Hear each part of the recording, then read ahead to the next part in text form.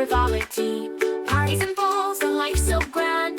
Little did she know what fate had planned. Arlie, Arlie, the wandering candlewick, chosen by Sybil in her destiny's now mystic. From towers of paper to the open road, a reluctant cleric with powers bestowed.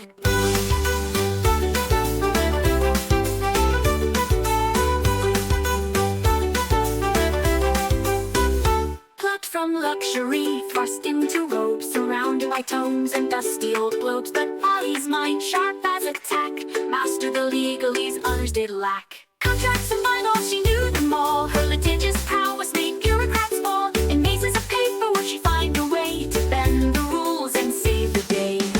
A holy symbol in a divine dream. Not all in the tower is as it may seem. A true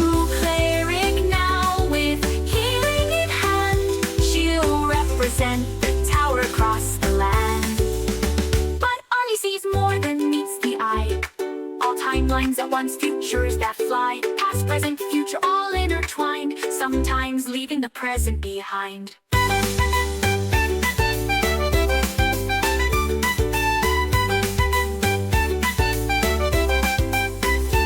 Arlie sees more than meets the eye. All timelines at once, futures that fly. Past, present, future, all intertwined, sometimes leaving the present behind.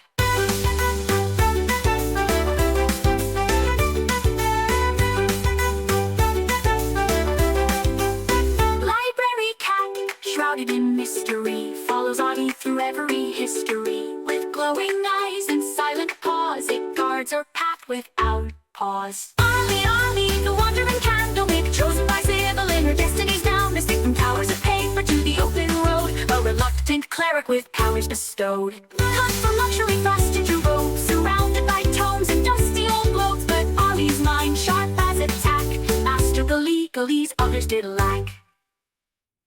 Oh, hoist up the sails, let the winds take a clip. For Thaddeus Turnpike commands his ship. For good of the waves, a sailor so bold, with magical powers and a heart of gold. Behold, Thaddeus sailed the endless sea, with little Boo-Boo as wise as can be. Through tempest and tide, they roam far and wide, the Turnpike legacy, their unfading pride.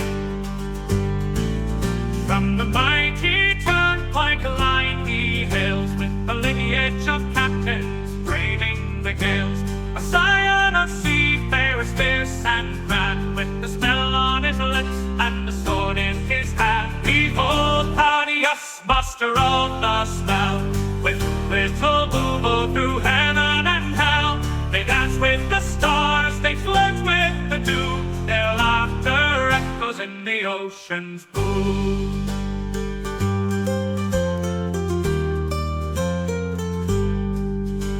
An owl for his mate, little Boo-Boo's his name. Together they soar in fortune and fame. With little Boo-Boo, his talents wrapped in light, they summon the winds and the stars to their fight.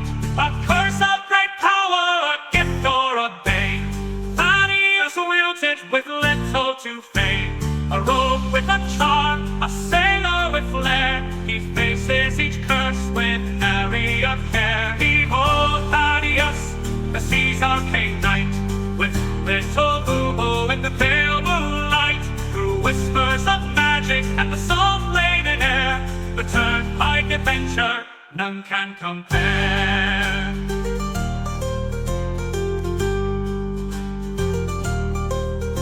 So sing of the Turnpike, the legend, the tale, of Thaddeus and Boo-Boo setting sail. For where the map ends, their journeys just start. The sea's in their blood, magic in their heart.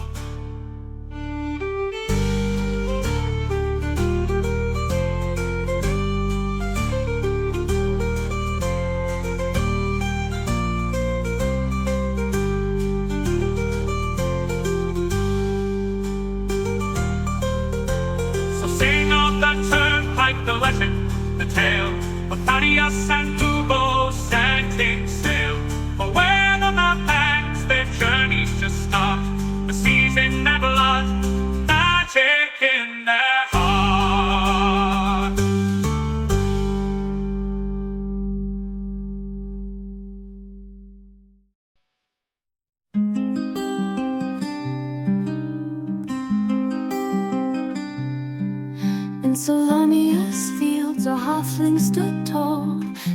gray eyes, a fighter's call. With Fiona's love and Angus' smile, his world was bright for a little while. Oh, Harold Gray with list in hand, a promise made, a journey planned. Each task he'll mark, each dream fulfill. For those he's lost, his heart beats still.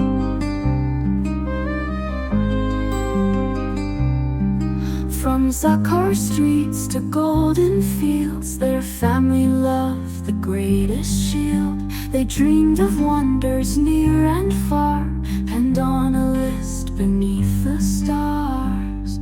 Oh, Harold Gray with list in hand, a promise made, a journey planned. Each task he'll mark, each dream fulfill. For those he's lost, his heart beats still.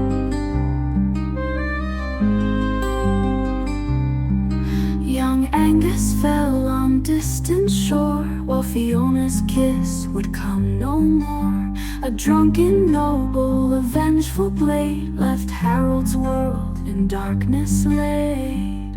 But from his grief a purpose born, to honor vows that he had sworn. The list unfolds a final wish, a blade resisted a gutted fish.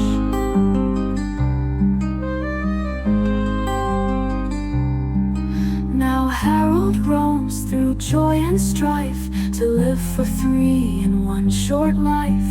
From mountains high to oceans deep, this solemn pledge he vowed to keep. With bowler hat and iron will, he faces each task with hard-won skill. For every deed he sees it through, he feels their love forever true. And when the final task is done, when every battle's lost and won, he'll close his eyes, his duty clear, knowing his loved ones drawing near. In afterlife they'll meet again, their love eternal, free from pain. The list complete, their dreams fulfilled, a promise kept, a future will. Oh, Harold Gray, your journey's long, but in your heart they're never gone. With every dream that you fulfill, Fiona and Angus are with you still.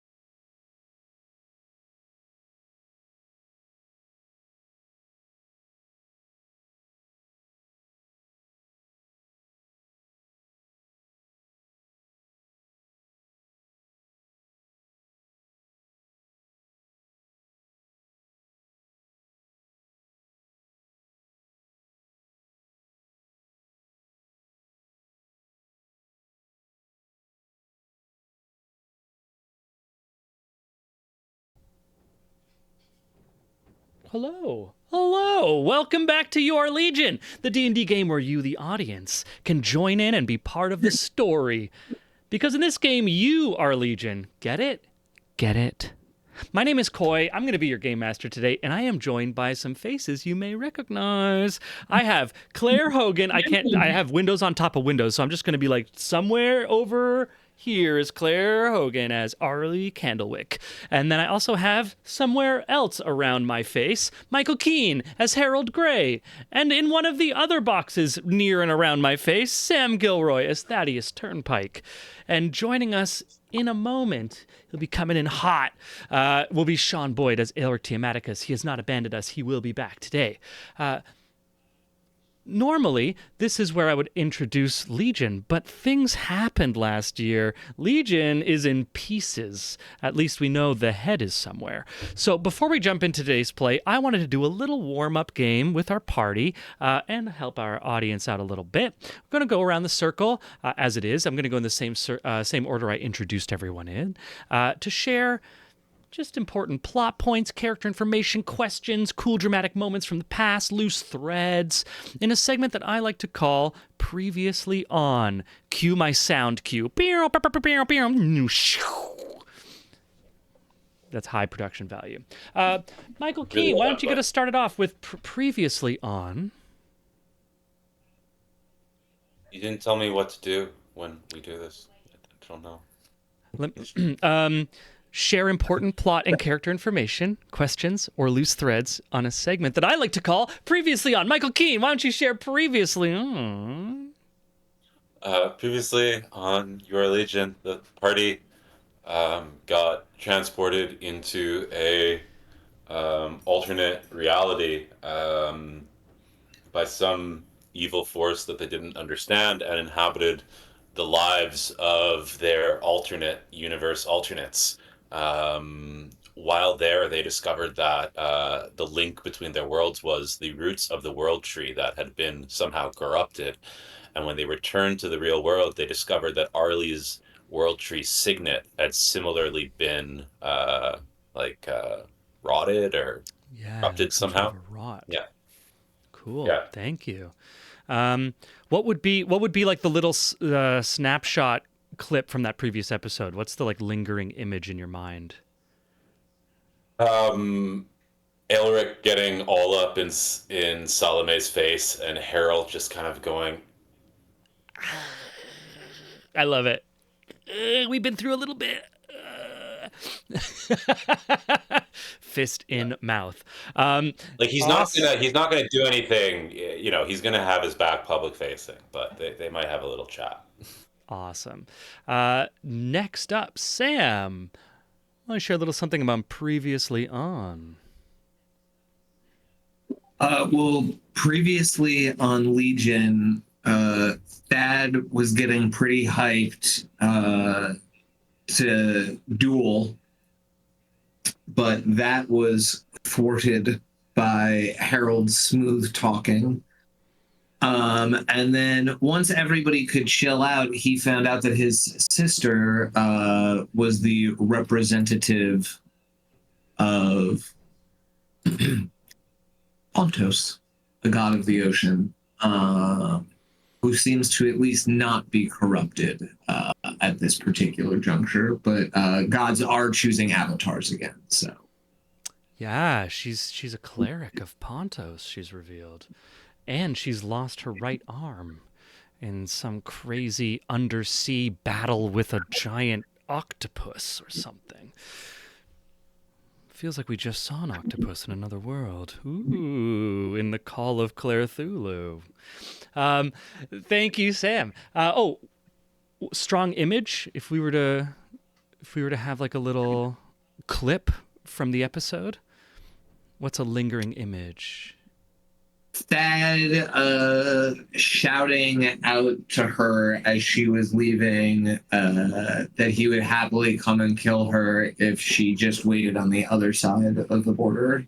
Awesome. Yeah, like Becklin being escorted out, Thad yelling after her and her being like, anytime, wizard. finger up as she walks away over her shoulder. Doors close. And then there was a little bit of a back and forth between Harold and Becklin, actually, outside that door, where Harold and Becklin had an awesome little moment of like, we might be on the opposite sides. And Harold, with a very perceptive, I think it was an insight check possibly, realized that Becklin was not surprised to learn that the dead still linger on our plane, so that she knows more than she at first let on. Next around the circle, Claire, want to share with something previously on? Sure. I really loved Salome. What was it? Arlie's intersection of like complete lack of social etiquette and nuance combined with like wisdom, presumably, just plays out so interestingly. So at some point she dodged a question and Salome said something like, "Brother, I see that your cleric plays dumb." And so it was really neat to play offended Arlie. And so she just spent the rest of every interaction with Salome playing dumb and just like being like, "I don't know how to drink out of a wine glass. I don't know how to do that. How do I do the thing?" I believe it was something. I believe she said something like, "For an emissary of the god of knowledge, you were pretty dumb. Or you played dumb quite well." Yeah. Yes. Okay. So maybe it wasn't even okay. Yeah. Maybe it was directed right to her. I couldn't remember, but yeah, that was fun. I like to imagine maybe Arlie hasn't really been sassed before. She hasn't clocked it. So maybe she brought some 1920s back with her, 1920s sass back, even though she was unconscious for most of that. Right? Yeah. What was it? The district attorney, the district, but she dreamt in Juniper Candle's dreams. You know, she dreamt of silk corsets and war trauma. Yeah, right. That's the 20s. Incredible. A lingering image for you? I think I like the sibling vibes between the Turnpikes. There's something. I think it just is like an interesting mirror for like I feel like Arlie and Thad continue to mirror each other interestingly, where Arlie's like a wisdom caster and Thad's a intelligence caster, but they sort of are both like weird ingenues like in the noble realm, and they both have like super smarty pants siblings who like are just like, well, you're important too, I guess. Like, so also so there was also the introduction of Arlie's sister being on one of the various councils of the realm. Yes, so Forsythia Candlewick. Mm-hmm. Yeah, who we discovered as well. And when Sean comes back, he will, I'm sure, remind us what's going on. I'm sure the party has questions for Aelric. But let us now return to this expanded suite of apartments in Calaman. It's larger on the inside for my Doctor Who fans. You've just been left alone as Salome exited, leaving the... Bigger? Bigger on the inside. Get it right. As opposed to larger. Yes. All right. Sorry. Can we start this again? Welcome to You Are Legion, the show where you, the audience, get to... Okay. Bigger on the inside. Excuse me, my BBC nerd fans. How dare I besmirch the Doctor and all his Daleks. Right? That's how it's said. Let us return now to the apartments in Calaman, magically expanded by Wyhan of the Black Robes, also seeming to have picked up a new title as magical counselor for Salome Turnpike. What's going on? A servant of two masters, perhaps? As the door closes, you feel Arlie on your shin, the little rub of a small orange calico cat that has found its way into this central space and purrs as the little library cat rubs against your leg. You hear a honk in from behind a door to the southwest of a fat goose that would be tasty, but was saved from the kitchens in a magical time loopy day from our past previously on. You might find those episodes on our YouTube channel, recently uploaded. Now let me turn on some cool theme music there, just so we get in the vibe of it, at least for myself. And I am going to return us to Arlie. Arlie, as the cat rubs up against, you look down and you look up at the cat, and I'm going to ask you to roll a perception check to kick us off today.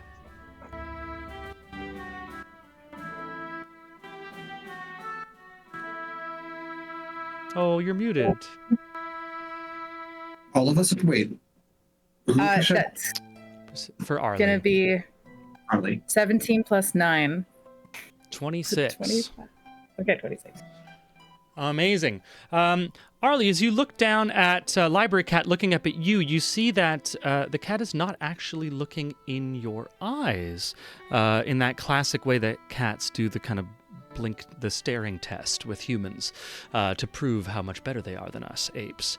The cat is actually looking at the hand from which you recently cast Dispel Magic on Salome's sanctuary spell that she had cast on herself when confronting Aelric. Arlie, when you look to, would you have cast that with your left or your right hand, Arlie? She's right-handed. Your right hand. So, as any cleric would, you wield your holy symbol and cast your magic. You were in the heat of a very tense conflict between this woman who was putting you down, who you've never met, and Aelric looked like he was going to rip her limb from limb, and things kind of happened. You got a little distracted. Now that there's a moment of the R word, the rest word, reprise? Bigger? Lost. Is it bigger? You look down at your right hand and you see your fingers have almost like a rash. Like you've put your hand over a fire and it's come out with soot on it. Slightly darker than your skin tone. Not quite gangrenous or black, but a clear rash or something that wasn't there before. Just gonna do a medicine check. Well, if that makes sense. On herself. Amazing. With a 19 medicine, you quickly do some investigation, poke and prod, pull, rub. Nothing seems to be broken. Nothing's hurting. You don't see any other rash on your body. This is something beyond simple natural medicine. Arlie looks unsettled and goes to some sort of fancy wash basin and sees if she can scrub it off. Of course. Arlie, you're going to go off to the wash basin. You open the door and I'm going to ask for a wisdom saving throw as you open the door into the baths.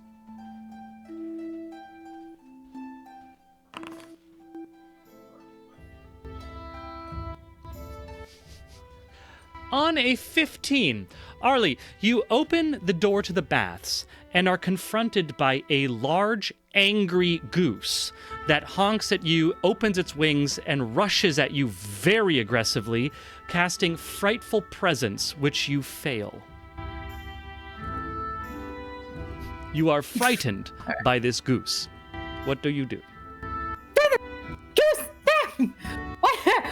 It's like, I mean, it's as big as she is, you know? Yeah, Like, you could close the door if you want to, for sure. You have time to close the door.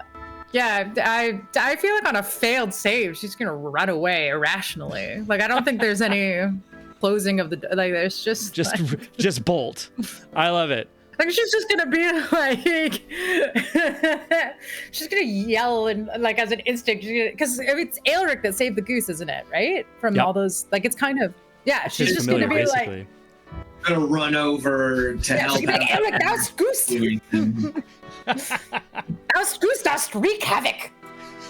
And then she's gonna go away. Okay.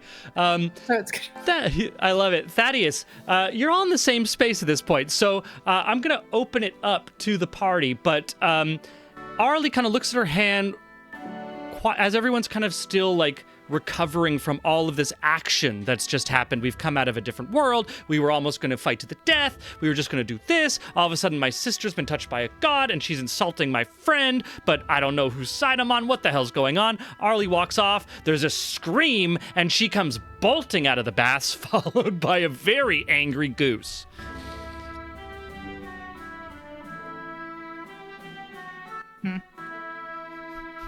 I'll say that Aelric is able to harness this goose, and he will go take the goose in his large arms into the baths and try to calm it down, leaving the three of you in this living room area with a piano forte and some nice couches, a little liquor cabinet in the corner, and can take it away. I hold up my spell globe and I just say, I'm gonna go take a bath with the goose. And walk into the bath and start to draw like a really hot bath. Hell yeah. There's a full tub there. Do you have anything that could heat the water, or are you gonna... There's no internal plumbing, so if you don't have anything to heat the water, you need to, like, set a fire and do the whole old school thing. I mean, I have firebolt. I do not have heat metal or anything fancy like that. Plus, I only have my cantrips right now. And I don't think Back in the I mean, you've spent years, you know. I mean, you actually probably avoided heating your own baths when you were at home because you had servants. But when you went to the tower, there was this really annoying thing where it's like, we're going to teach you magic, but you have to live as if you don't have any. How big is 1 cubic foot of water? How big? I mean, it's like Yeah. a yard, like a foot, or 1 cubic foot. Yeah. You're looking at, like, you know, you could fit a head in a cubic foot. I mean, can I just keep on using prestidigitation? Because I can chill warm a flavor up to 1 cubic foot of non-living material for 1 hour. Yeah, you can just be like doing a series of cantrips to heat up the water for sure. Okay. Well, I'm gonna draw a bath, and then I'm gonna dig in, and I'm gonna see all of these properties and what's this new spell book is all about. Amazing. So you're going to take some time cleaning yourself up, relaxing in a nice hot bath, and investigating this new artifact that you've been given. Welcome back, Sean Boyd in the house. I strip down naked in front of Arlic and the goose, no problem. I throw my sort of You like... missed a couple of things, Sean. So Arlie after Salome left, we return to the apartments, and Arlie, everyone was kind of in a moment of like, oh, where are we? What's going on? This is the first time we've had like a breath to ourselves without being pulled in one direction or the other. Arlie, for some reason that the other party members haven't figured out yet, walked to the baths, opened the door, and failed a wisdom saving throw as your goose cast frightful presence on her, making her tear out of the baths, being chased by this goose, at which point I just said that you picked it up and returned it to the baths to try to calm it down. Fair. Okay. Cool. I think I'm The in frightful frame. presence was a one-time effect for the person who saw her at the moment, so no one else has to roll that wisdom check. Fantastic. I am a little hoarse today. I'm sorry. My voice is a little fried, so I'm gonna apologize for that for all the home viewers All good. and to man. my fellow party members. Oh, good. Welcome So- back. Welcome. So we are in our apartments that are bigger on the inside. and we have some time. This is kind of downtime. So we have an opportunity to do things that might take more than like an action or a minute. Thad is going to be going through his new artifact that he was just given by Wyhan, taking a bath, warming up some water. And there's an opportunity for other people. We can have conversations, we can explore the apartments, or really at this point, kind of anything we want. This is the first moment in season 2 that we haven't been pressed by an outside force into reacting.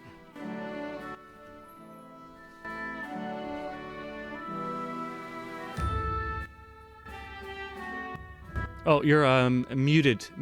Sorry, Sean. So we know where our extended dance remix areas, individual rooms are, right? Like I don't have to. That was taken care of on the day that I missed. I'm sure, right? Oh, I don't think anyone's gone into any of the rooms yet. Okay. Well, I think that's what Aelric is going to do. He's going to source out and suss out an area for himself. For sure, yeah. Aelric, you're going to go down to the southwest where there's a nice long hallway with 4 bedrooms off of it. As you look in, you see that they're all slightly different layouts. They all have a large wardrobe in there, large beds, but it's up to you to pick which room you'd like as the first person going to the rooms. I will... actually, let me ask: are you going to look in all of the rooms, or are you going to which room will you check first? I am looking for something particular. So I'm going to be looking through all of the rooms. So I'm just going to go to the one that. So I suspect this is the one that's first. This one that's in red. Yeah. So you're looking for something particular. You're going to check all of them. Give me a perception check, and let me know what you're looking for. Sorry. I'm looking for the right kind of table. I'm looking for a table. Not too big, not too small, but just right. A table? What size table are you looking for? Something that you would have that is like a personal table, like a personal work area table. So in the center areas, there's like a kind of office with like an oak desk there. The black and white tile is a forge. It's like a more clean and large forge than you've ever really seen. But it does have the bellows and the anvil. With a 14 perception check, you do notice in the third room you go into a large tome on one of the beds that you recognize as something that Thad has carried with him throughout your adventures. You recognize it as Thad's spellbook. Oh my goodness! And is it this one here? Wait, I'm not able to click. Hold on, I can't move my guy. Am I alive? Should be. We're not. Here you go. Thad's able to move. Let me see. There we go. So, you mean this room here, or do you mean this room? That room that you're ticking right now. This one room over I'm here. ticking is where you find on the foot of the bed Thad's spellbook. Okay, what is this right here? I can't. The thing I'm kind of standing on. That's like right a here? wardrobe. That's like a big standing wardrobe where you might find Narnia within. Okay. I'll pick up the book. Oh yeah. Yeah, I'll pick it up. It's just a arcane book as interesting as politics. For this guy, for sure. Okay. I don't immediately go back to Thad though. Okay. Yeah. I'd like to. So I've checked out this room. Is that what you're saying? And then I've checked out this room. Is that right? Yeah. So you'll find 2 tables within those rooms. Within the bedrooms, there'll be nothing more than just like kind of a nightstand. Okay.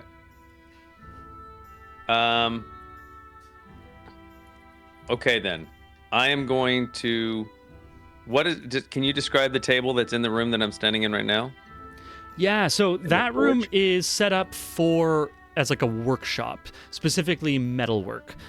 So it has like a large anvil. It has a crucible. It has kind of everything you would need to smelt down metal, to forge something. It has some very heavy tables that can take like heavy metal material or tools. More than one or just one? Yeah, I'll say there's a good, like, you're looking at probably, it's almost like a prep kitchen, like a lot, like Okay. a series of, like, much more filled than that map is Okay. displaying. And then I would like to. Do you need me to do a strength check? I'd like to get one of the tables and put it into this room. What's your strength again? 19. I think you're good. Yeah. Okay. Yeah. Cool. Yeah, 19. Cool.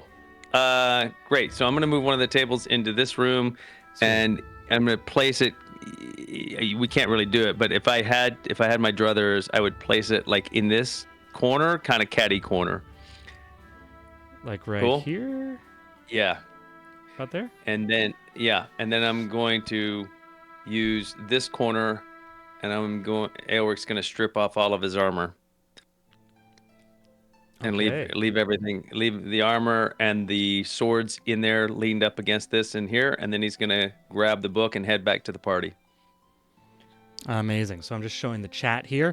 You've taken the furthest corner room, southeast, and put your table there. Dropped your armor Yep. on top of it, and doffed that armor. Incredible. Harold, what are you up to during this? Harold's looking around the room, observing everyone and wondering where he needs to intervene first. I don't trust any of these fools.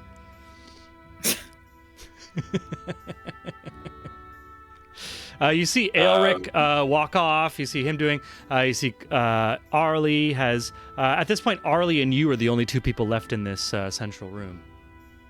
Do I notice her hand? Give me a perception Maybe check. you noticed it when she ran by, because I imagine for one round, for 6 seconds, she just had to get as far away from the goose as she could. Yeah.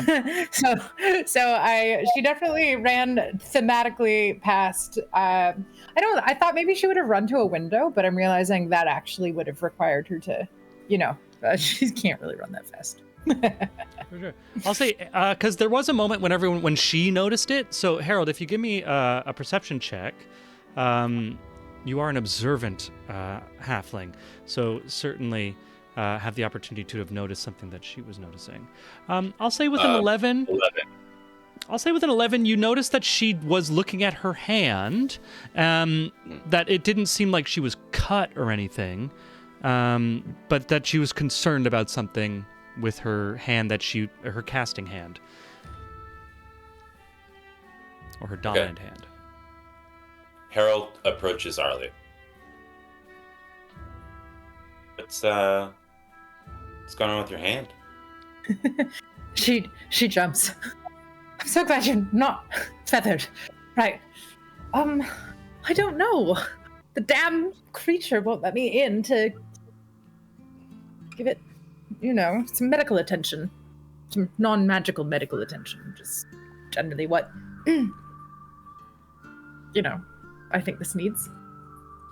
Huh. Do you think this has something to do with Zivelin? It is in that very long nightmare that I had. I did dream that the world tree was rotting and there were all these sort of people chanting and it was awful. That happened. Sorry? Yeah, that happened. It was, and they did. No, but it can't, Harold, it can't have happened. There were all sorts of bizarre otherworldly, the lights weren't made with fire or magic in this world.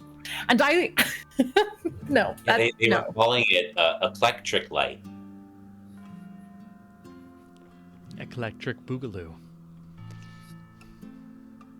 Right. That happened? So I really was a flapper? No. Well, I mean, you seem to spend most of your time unconscious. I thought I just was having someone else's dreams for a night, for a really long night. We all went there and Wow. pulled you back. Oh my We're god. all us, but not us. So that Just you were you, but not you. I dreamt I was a much reduced version of myself in a much simpler world. And I dreamt that I was in danger, but that's sort of normal. It's not really exceptional. Okay, so that was real. Which means that... Oh no. Oh no. That's not... Harold, that's not good at all. That is very bad if that was real. Those gods, that chanting that I heard, those gods, the cleric's tower, there is mention of a section of the tower and the library that was absolutely destroyed at the time where all the gods were trapped in Legion. There were some gods that were simply never meant to be freed, and I thought they were fictitious. I truly, because clerics wouldn't destroy actual knowledge. It So- might if they were doing it to protect themselves. What cannot be known cannot be worshipped. But if I had in any way thought that those particular types of entities could be real, I would have felt very differently about destroying Legion. Here we are. Dad, she I was- swears in Kender. She actually just calls herself. She just says in like Thad's accent, "Godforsaken Kender." I was planning to go and have a chat with Wyhan to ask her about how we might find out the location of Zivalin. If you'd like to accompany me and discuss your experience, you're welcome to. Now that I understand that that dream was real, I actually feel like I do have at least some experience pertaining to what has transpired. I thought, I don't know what I thought, but I do recall the horrors from that moment before I woke up, that large portal and the rotting roots, but truly when I opened my eyes, we were home, we were here. Or anyway, yes. Perhaps I might have something to contribute. Okay. Well, Thad's bathing, and Aelric is doing chores. It's probably best. He to knows. keep them- He knows that there's like servants and stuff, right?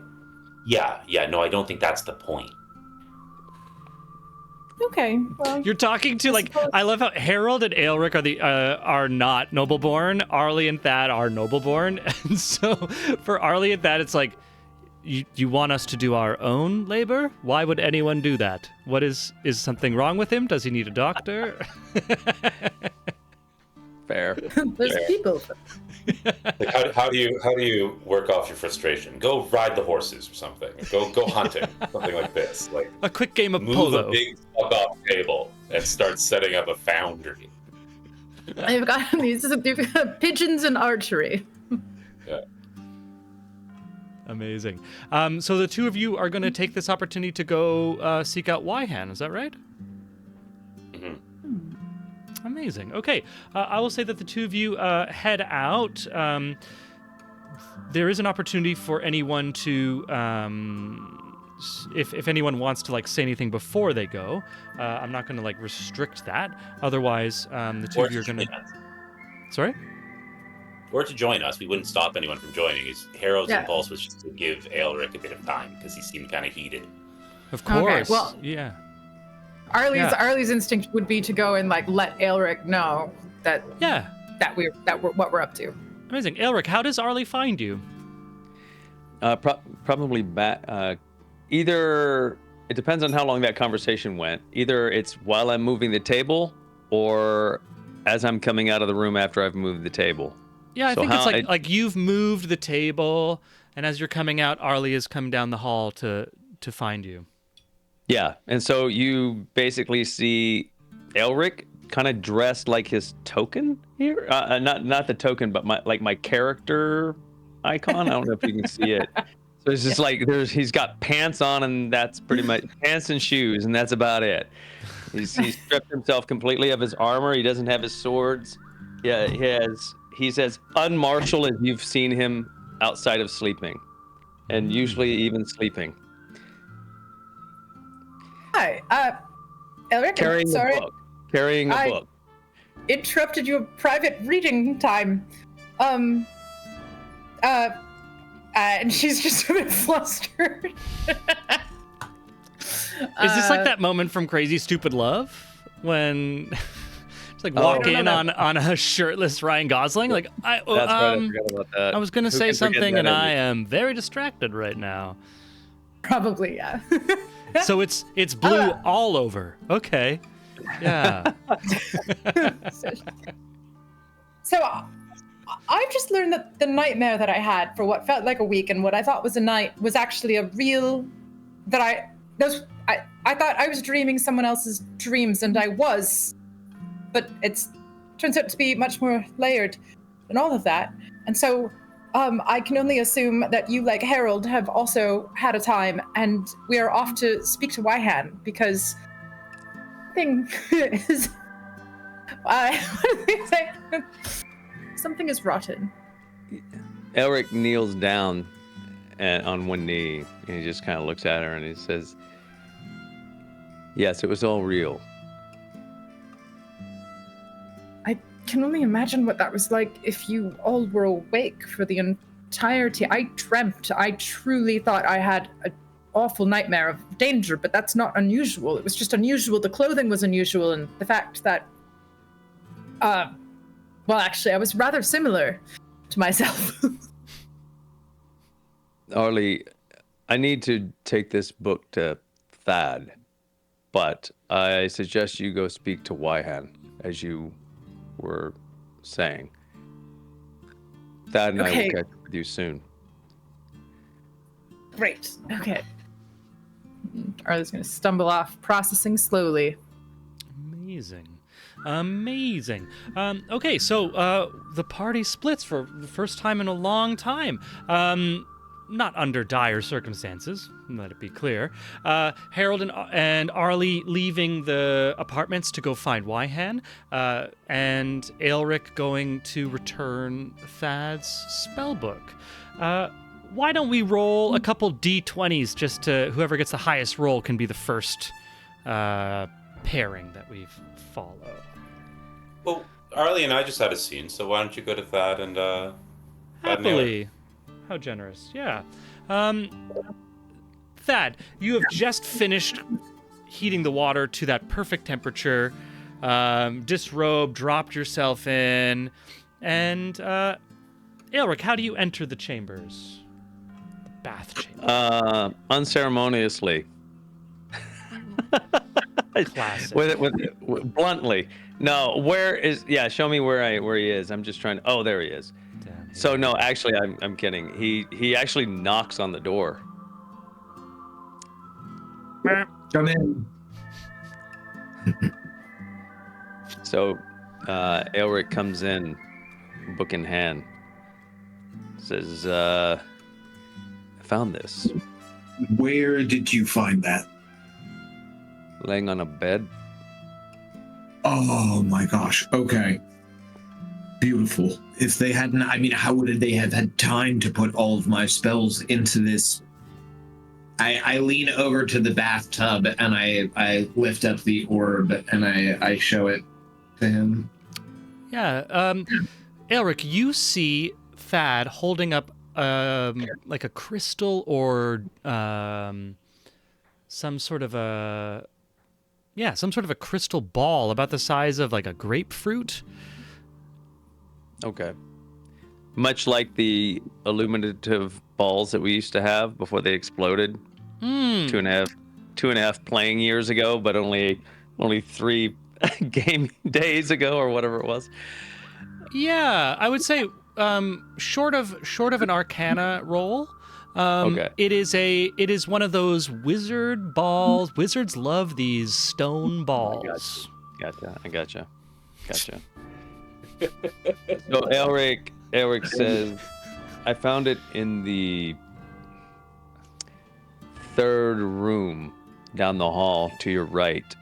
I don't know if the room was meant for you and that's why the book was left there. Well, I will have a look in the drawers when I get out of the bath to see if they also put my stuff in there. Although I assume that if my sister will want us gone, I'm surprised it's not all packed up already. And on that note, right when he says sister, Elric actually gets closer to the tub and kind of puts his hands on the rails and leans over. About your sister, Thad. I'm really sorry, but I will not abide her talking to you like that, or to any of us. I will not abide it.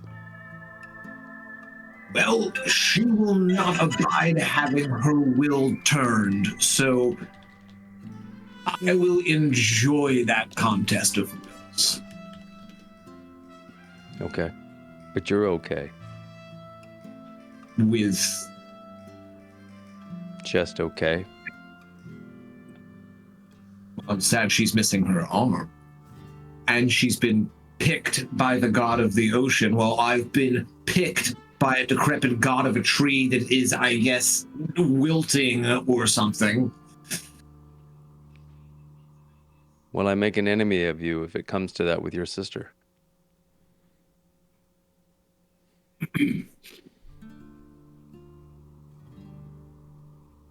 Just know in our culture, there are ways to properly kill someone, and there are ways of improperly killing someone.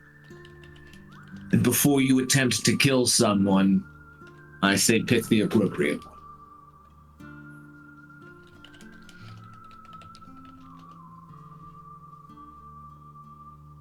Understood. Well done. Thank you for finding my spell book. I thought Wyhan was possibly fucking me up. That still may be the case. Possibly. It's going to be a lot of work if they're not already in here. There's a foundry here. I'm going to go there. It's down the hall. I'd say work up a sweat, but I don't think that you're biologically capable. No. Unfortunately not. Well, enjoy the sensations. And he goes down to the foundry, the forge. Amazing. Before we go away, why don't you just give me a little overview of what you're going to be doing for the next little bit? He's putting it in order. He's going to start to organize this. He's slow. It looks like if you looked at it from the outside, you wouldn't probably, if you were from Kalaman, you wouldn't exactly know what he was doing. But if you looked at it through our eyes, it would resemble a rudimentary, like, for want of a better term, like factory step-by-step thing. Do you know what I mean? Like a line Stations. of manufacturing. Mm-hmm. Yeah. He's basically just trying to get everything in order, from forge to anvil to desk. It doesn't look as he's trying to get it less erratic and making it more look like an assembly line. Cool. Okay, nice. So as Elric starts to set up his workshop, Thad is going to be in the bath. I assume you're working with, you're continuing to examine this new crystal that you've got, and anything else? I'm gonna see. Yeah, once I examine it, I want to see what spells are in it, and then if there aren't enough, I want to start sort of making a mental list or a list inside my new artifact of things that I'm going to need to start. Oh no, it doesn't need ink. Yeah, no, that I'm just gonna start to relax and get myself in like the mental headspace to begin the arduous task of copying these spells over to my new spell book. Incredible. Following Arlie and Harold, you go out. You're able to find Arlie. Actually, my only question here, because there is no question as to whether you find Wyhan, but my question is, what method would you use? I believe Arlie would search for Wyhan in a castle in a very different way than Harold might. That's fair. They were just like not too long ago. They were in her tower. Not Harold. Harold was frozen, but the others. Arlie knows where Wyhan is probably, but or at least where to begin searching. Yeah, for sure. There's also there's servants everywhere. This is a castle. There are people who are not nobles who are forced to make space and bow their heads. So is this the type of thing just more like what's the methodology? You can tell the story yourselves because you do find her. There is no roll required. I'm just curious in terms of color and flavor how you find your way to Wyhan. I mean, Arlie would have no problem just strutting wherever she felt the direction was. I love it. Yeah, I think as soon as you get back into the castle, this is a magical room that has been kind of expanded and become these apartments by Wyhan. As soon as you come back into the standard castle hallways and the tapestries and the sconces and the guards at certain spaces and the running servants with trays and this and that, all of a sudden, Harold, you become way less confident in terms of the space, and Arlie just instinctively takes that extra half step ahead, not afraid to make eye contact, stop someone in the middle of a very important task that they've probably been given, and be like, you are telling me where to go, and you are going to take us there, and you could do whatever it is you were told to do afterwards. So it is with a servant with a full tea set that is going somewhere else in the castle, has been waylaid and is forced to introduce you into Wyhan's private apartments. Yes, I'm sorry, but Lord whatever can wait for their scones. In fact. In fact. So, amazing. Knock, knock, knock. The door opens. The servant holding this tray is like, Counselor, hi, Mage, Mistress Wyhan, the cleric, Arlie Candlewick, and Master Gray, and leaves with a tray of, going to go straight down to the kitchen and have to refill this tray because the scones are gone, 2 of the cups have been taken, and the pot is now basically half empty. Incredible. You enter this is a formal apartment. This was not where Wyhan was staying. If actually, when you met Wyhan, she had a little shop in the city. She didn't live in the castle. She had a little apothecary shop in the city. This is a formal room that is a mark of rank. And Arlie, you guessed that this is related to her new title as a counselor for Salome. Turnpike specifically, so a different than under her position as a wizard of the towers. She's sitting at a large desk with some magical tomes out in front of her and a quill and ink, and she looks up as you enter, puts it down, closes the tome, and sits back on a big chair. Yes. Welcome. Would you like a seat? I would offer you something to drink, but I see you've already found something. Arlie's just accumulated more beverages and snacks along the way. Is that what you mean? Yeah, well, just like because you stopped a servant on their way to go like Right. give food, so you just like take in Yeah. as much food as you wanted. They Just- leave. You still okay. have your cup and saucer and scones, Great. whatever you wanted to keep. Yeah, she's gonna be like, oh yes, this Castle Callahan is absolutely rife with delicious things. Would you like? I've got apparently some grapes and rummage baguette. I'll just say that you told the servant to leave the tray. They just like they introduced you. You're like, and you can leave the tray. And like, it's already half it. All right, just puts down the tray on the table and just walks off back to the kitchens. It would be rude to show up empty-handed to bother someone as important as yourself. Well, I appreciate the thought, Candlewick. Yes, please take a seat. And Harold, of course, if you choose to loom, you're more than welcome. But a seat is also available for you. Hard to loom from all the way down here. Yes, it was an intentional choice of words. How can I help you two? Harold pushes a chair across, and hops on it, his little legs kind of hanging off the side. I love it. Yeah. Do we just look like we're in detention? Yeah, that's true. These are the two short members of the party. So the two of you like hop up into the chairs. These are full like human-sized chairs. We have Harold, who's like what 3'5", 3'6", and Arlie, who's somewhere near. 3'3", 3'4", like.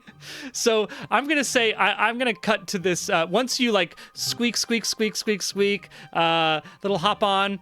We're gonna get a shot from behind the two of you near the floor of just two little legs dangling, and the camera pans up over the back of your heads to look from your POV at a very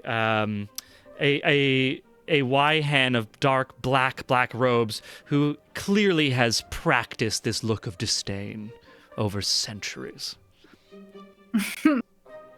It like folds out her like very ornately decorated cleric's tower robes when she wants to signal that she's been places and knows and has otherworldly Feywild patterns underneath her simple robe, just in case you forgot Yhan. Like Right. Yeah, you got the lining of your robes. You got new from lining when you were Versailles. in Versailles. Amazing. I love it. Yeah. I love So it. it's just I'm just reminding her that the retinue does travel in style, and we know people in high places too. And Incredible. just because it's customary, actually, when you are receiving guests, when you are aware, when you are. Yes. Show your hand. Oh, right. I was just gonna say footstools. It's more polite if you have footstools because we're not all. But anyways, and so she's like, she's talking about, she's showing her hand, but she's also gonna lecture Yhan on the politeness of when you are like an Arlie, show her your interspecies right kingdom. hand. Yes, she can see it, can't she? She can see it, and she can have manners. Amazing. Yeah, you put your right hand over the desk. She leans in close. I'm just double checking the spells that she has prepared. She is going to take a look here. She reaches out to touch your hand to like take it closer to her, and as she's about to touch it, she stops and withdraws her hand.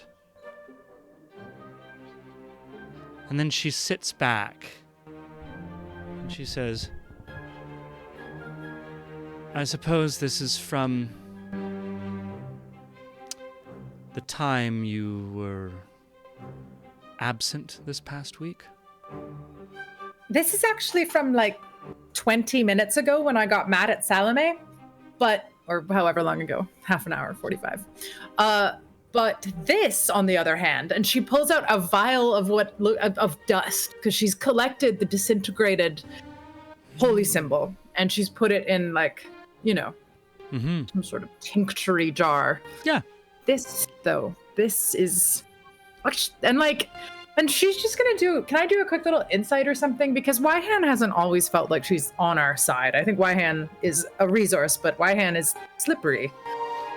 Yhan works very hard to hide what she thinks and believes. Yes. Yeah. So yeah, I give just me an want to insight hand check her for this thing sure. and just see if I can discern a reaction. Fully. She might not know what it is because it could just be dust. Like Arlie's not given very good context, but just the fact that she said what she just said Give about me, where yeah. we were. Give me an insight check.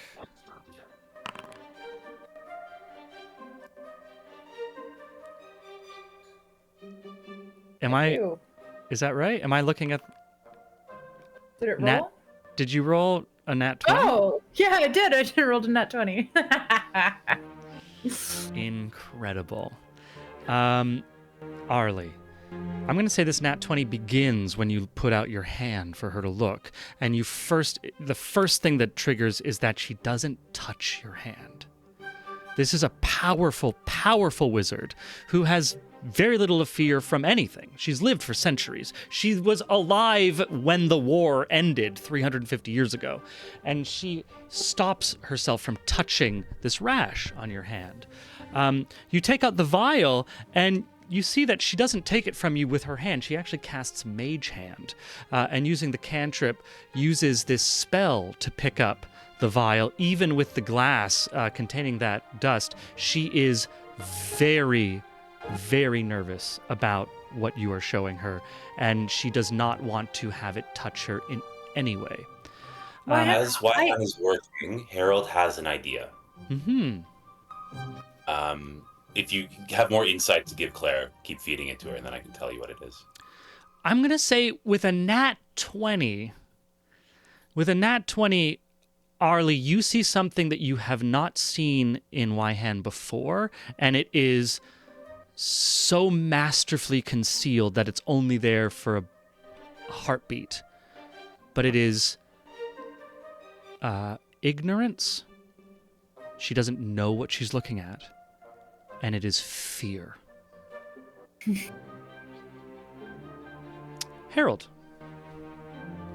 Yeah, so while Wyhan is working, I take out the Seed of Zivelin that I have. Mm-hmm.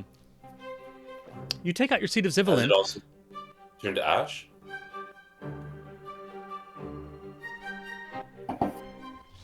Take out your Seed of Zivelin.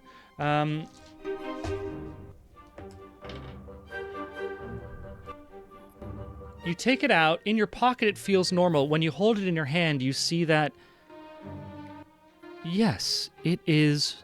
It's like a dry rot. If anyone knows what dry rot looks like in wood, it's like it becomes kind of flaky and it loses its density. The Seed of Zivelin has like a dry rot. These are tokens of Zivelin. Yes, I gave them to Thaddeus. She Yes. watches you place it on the table, does not touch it.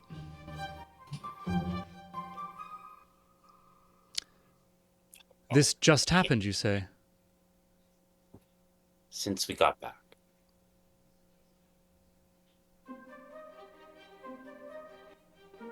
Highly concerning. Where was it you were? Do you want me to tell this in character, or do you want me to yada yada it? Happy to let you yada. If you want to tell her like the full truth, you can yada yada it. Yeah. Yeah, Harold will tell her the full truth. I don't think there's any reason for him to conceal it. The best of his Amazing. abilities, and including the points about these sightings of the octopus Mhm. and the creature that they saw at the foot of the World Tree that they fought, Mm-hmm. And so the World Tree will rot him. And Arlie, wanna? And just right when you woke me up, that chant, that woman that was dead on the ground had been chanting about the mother with 1,000 young. So that's like, I don't know how you're gonna play God's Koi, but that was the god that was being like in addition to Zivelin. That was the one from that world. And I'm just gonna say Arlie just knows occult things. Mm-hmm. Or at least clocked something.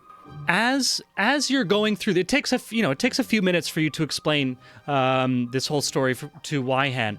During that time, you see Wyhan is extremely receptive. Harold, for you, you just see her like she's very quiet, very still, and she's taking it in. Arlie, with your nat 20, you see that this is like a sponge. You've seen this with Thad very little because he doesn't express a lot of like mage tendencies in general. But wizards have this thing, and you've seen it also with some members of your family, where like everything drops away and it's just this desire to find the knowledge. And so it's this disassociation almost from their body. It can look from the outside like being bored or just extremely passive, but it's actually because like so much is going on. She's taking in everything. You can see almost like this cross-referencing that's going on in her mind. After you get to a certain point, you talk about the mother with 1,000 young. She stands up and goes to one of her bookcases, pulls out a book, and puts what she was working on to the side, puts it down, opens it up to almost like a page that she was prepared to open it for. And you see she opens it to this page with a large octopus type creature on the page, overlaid over the text. Harold, you get this flash of remembrance from that newspaper that you saw with the image over top of it. They make a sanity check. Yeah, make a sanity check. Roll a d100. Vicabar's in the chat with the actual name of the like the Cthulhu universe Shub-Niggurath. monster. The black goat of the woods with 1,000 young, but Yeah. Wyhan opens the book, looks at you. She sees your reaction, Harold. She says, "The black goat of the woods, of the 1,000 young. Some languages it's known as Shub-Niggurath. There were those that were contained in the Legion construct that do not normally associate themselves with mortals. We are insignificant to them. This is something I'm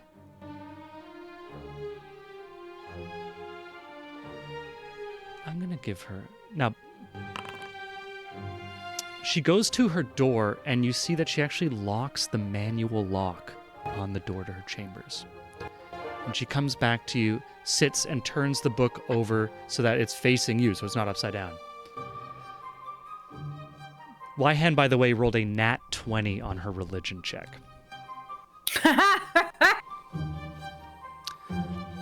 Of all the things I feared of the Legion construct and the war, this is one of the greatest. For all the gods that the mortal races fought over, for all the things that unified the mortal races into turning against the deities themselves,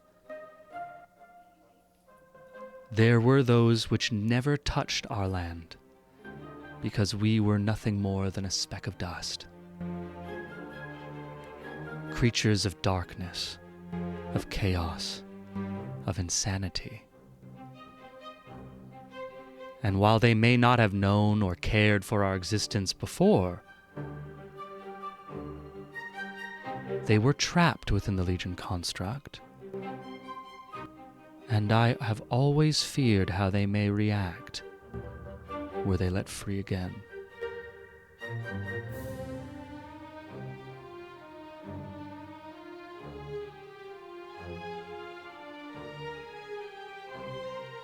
It seems like you have been touched.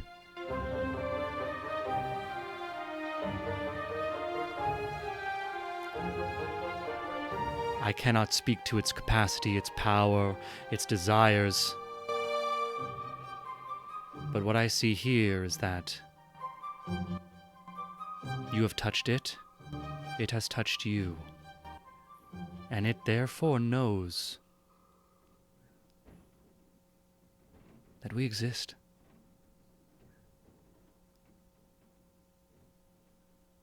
It's devouring the world tree. It will devour much more than that. Why Zivelin? If a From gnome your is story, foolish enough- from your story, it seems like Zivelin was the only thing there. if a gnome is foolish enough to trap a god behind the back of the most powerful group of mortals ever assembled for its own gain, not conspire with anything. Roll me an insight check, both of you. Arlie, with advantage, because you rolled a d20 earlier. You rolled a nat 20 earlier. 15. Element insight. Click. There. Harold, you see, with a 15, you see Wyhan is considering, there's something going on in her mind that she's considering. It is below her natural deception, and she is so keyed into deception that even when not thinking about it, she's constantly hiding her thoughts. Arlie, with a 19, you see that Wyhan is on a razor's edge of deciding whether or not she can trust you and in what capacity. And as she continues to speak, she takes the first step towards a commitment on one side of this fence. That is that you are worth talking to in truths. Arlie swings her legs ominously. I don't know. She says, "Yes, Harold, I remember you mentioning this, and I have done a little bit of searching on my own. I still do not know exactly how Zivelin was left out of Legion.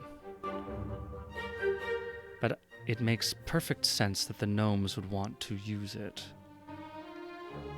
There is something about Zivelin. It is both the world tree and it is the source of all knowledge. It is, in many ways, life itself. It is said that the roots of Zivelin reach into every time and reality. So it makes perfect sense that it would be in that place you said you were. Its roots are everywhere. And it seems the gnomes wanted to have access to that knowledge. Unlike some of the other gods, Zivelin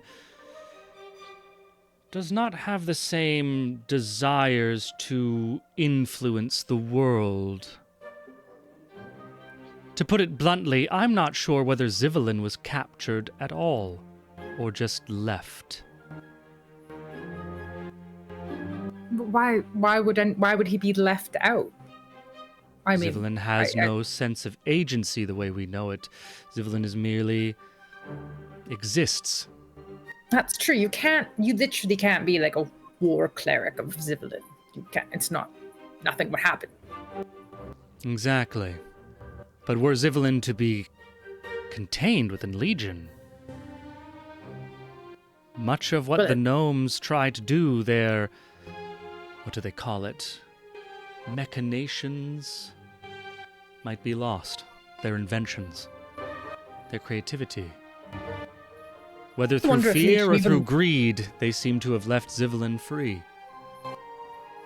Trapping Zivelin in Legion would have sort of been like trapping someone with all the answers and the blueprints of how to get out, you know, like sort of like trapping the key out of the prison inside the prison. Perhaps. Let me share something with you that I believe not many people alive today realize. I will give you an example. One of the first gods that was captured in a soul stone was the goddess of the moon. We found a time where she was weakest, her powers waxed and waned, and so, with the right timing, a strike team was able to contain her. Once she was contained, we looked up to find there was not one moon in the sky, but 3. Once the gods were trapped, things changed. And they did not change, they were always different. Such as relativity. The capturing of the gods changed reality, but it did not change reality because reality was always and had never been with those gods. They were gone. Were Zivlin to be contained, language itself might have disappeared.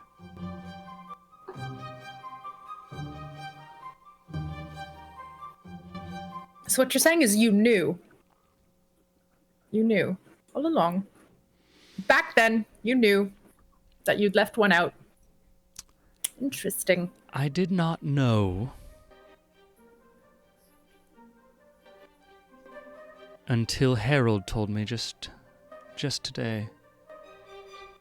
Sorry, I'm just watching you make sense of things. Well, you do, yes, connect the 300-year-old dots. That makes sense. Take your time. Thank you. But yes, it seems like there is now something much greater and worse than we could ever have hoped for. You have been touched by the mother of 1,000 young. And she What's the seems name to of have that? a taste.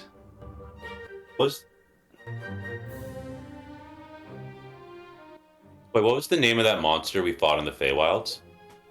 An aboleth. Yeah. Are aboleths servants of the mother? Why would you ask that? We fought one. With the Legion. Of course. The aboleth come from a different realm. One of chaos and insanity, yes. If I were to make a guess, I would say of all the realms I am aware of, that would likely be the one from which this, and she points to the octopus Cthulhu creature, comes from, or created itself, or... The scale of which we talk is beyond what most can comprehend.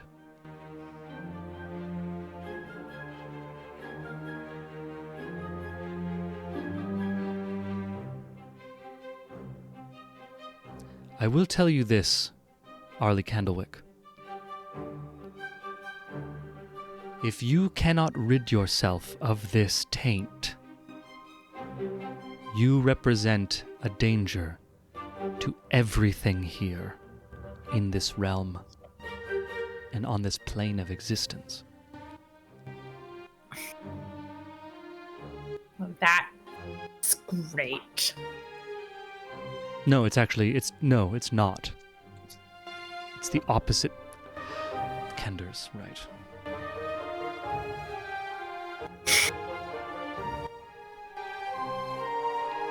It makes me very important, doesn't it? It does. Kind of an end of the world sort of a way. I mean, that's not new, particularly. Oh, I've been at the end of the world. It's exciting, to say the least. I'm afraid what you're looking at is the end of everything.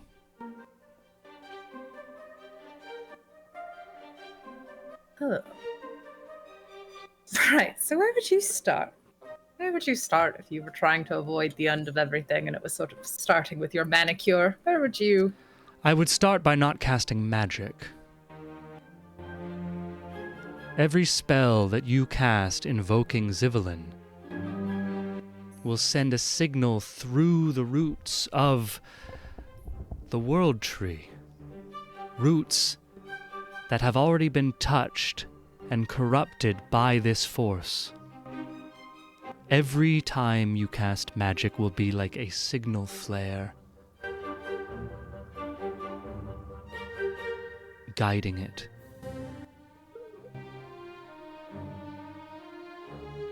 Well, that makes me a bit useless, doesn't it? I have a slingshot and a crossbow. Not. You still have your knowledge. You still have your status, your title, your family. You still have your companions, I believe. My retinue, actually. And after all, I am merely a humble mortal who's spent a few years gleaning the powers of the arcane. You are a chosen of a god. What advice could I really offer you? Emissary of knowledge itself. You're right. What are we doing here? Giving you all of these salacious details. Hmm. I'm going to turn to Harold in this moment of what more, what are we doing here? What more can we, is this interaction concluded with her now that Arlie has revealed, Arlie's like, oh, damn it. Why? This person knows shit about me now. Why, if we were to try to find Zivelin, how should we begin to look? We can't invoke his power. Certainly would be the easiest. But, as I say, I warn of... Let me rephrase. I am concerned. Imagine lighting your way in a dark night. The light is most effective to find your way through a forest, but it is also the easiest way that others can see you. Were you to search without said light? Well, I know where I would look first. The gnomes. And one final question. I doubt You that. say that Arlie's use of magic is like a signal to this thing.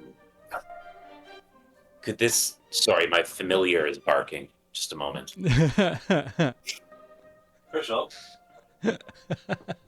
Crystal, please. Please. Yeah, I know there's a raccoon. Sorry. I love it. Did the raccoon fail its wisdom saving throw from Herschel's No, frightening it's presence? 3 times his size. Is that a signal that you could track to a location? That I could track.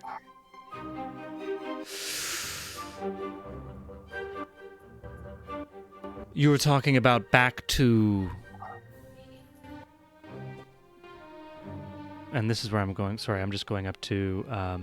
back to the Black Goat.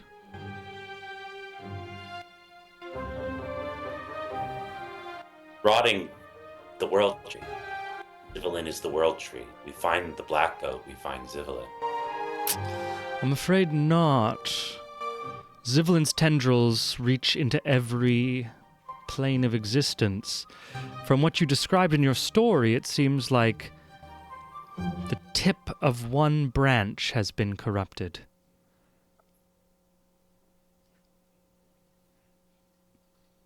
If you're lucky, the Heartwood is still untainted.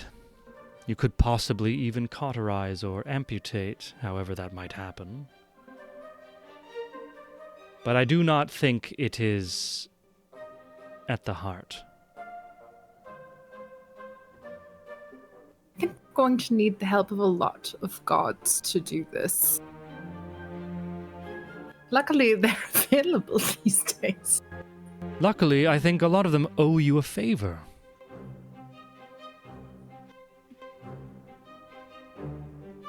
With that, I'm going to snap back to Sam, to Thaddeus, and Elric. Elric, takes a little while, but you're able to set up, like, at this point, you've been able to set up everything. I'm going to say, though, Thaddeus, are you transferring spells? Is that what you're doing? In that case, you're still in the middle of it.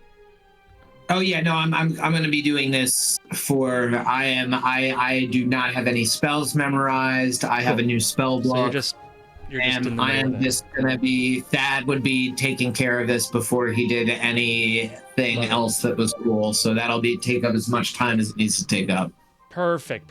So you're going to continue doing that in the apartments. Elric, once you're able to get like all the tables moved and set up, is there anything that you would be doing in the apartments, or what would you be working on next? Well, are there just in terms of what is? Where's the map? Sorry, I have the. Oh, sorry. Let me move it back to your home base. Thank you, buddy. So now that I have all of this set up, is there source materials in here at all, like raw materials in here at all, or is it just a workplace? Yeah, you'd have to go like to get some raw materials. Okay. Well, after he's got it, after he has it set up, then he's going to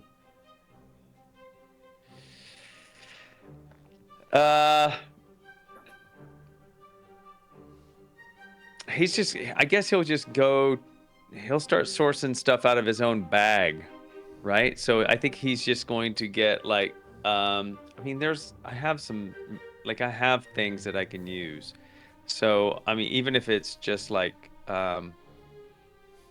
coins and things of that nature, but I think I have like an extra so like I've still got this. Yeah. So I'm gonna take this scimitar, the thing I started the game with that I've never sold. Yeah. I'm gonna take that into that, and I'm gonna start disassembling it and breaking it down, and I'm gonna send the blade into the forge. Cool. And I'm gonna start using that as raw material. The handle I will do separately, but the blade I'm gonna start using as raw materials for this. And as as it's all starting to happen, I am curious though about this room. So before I get into, I'm just walking, I guess, with this scimitar, I'm gonna go into this room because I haven't been in there yet. The library. Yeah. You walk into the library, and the little library cat's sitting like right there. You open the door, and 2 feet in, standing in the middle of the doorway, is a library cat sitting there staring right up at you. Okay. Interesting. And Elric bends down and tries to scratch the head of the library cat. Amazing. Yeah, library cat just sits there, it's kind of looking at you. You give it a little scratch, as you've done before. It kind of waits for your hand. As soon as you show a little affection, it kind of stands up and starts rubbing itself up your arm and on your ankles, walking in circles around you. Great. So as soon as I have its attention, I whisper to it, "Is there anything in this room you need me to see, Elsie?" Give me a persuasion check.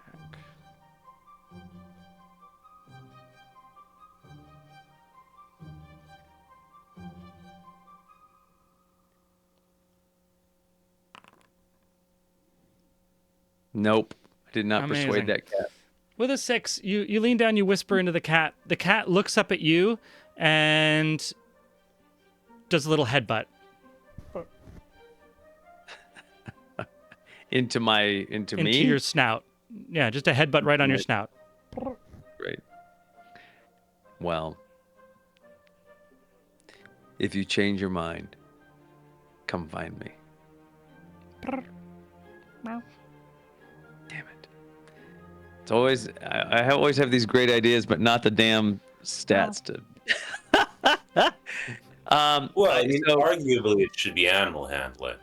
Well, that's very fast, very fair. But this is not truly an animal, right? It's some sort of spiritus sancti animal, right? It's some sort of thing. Library cat is what it is. Right, it's Elsie.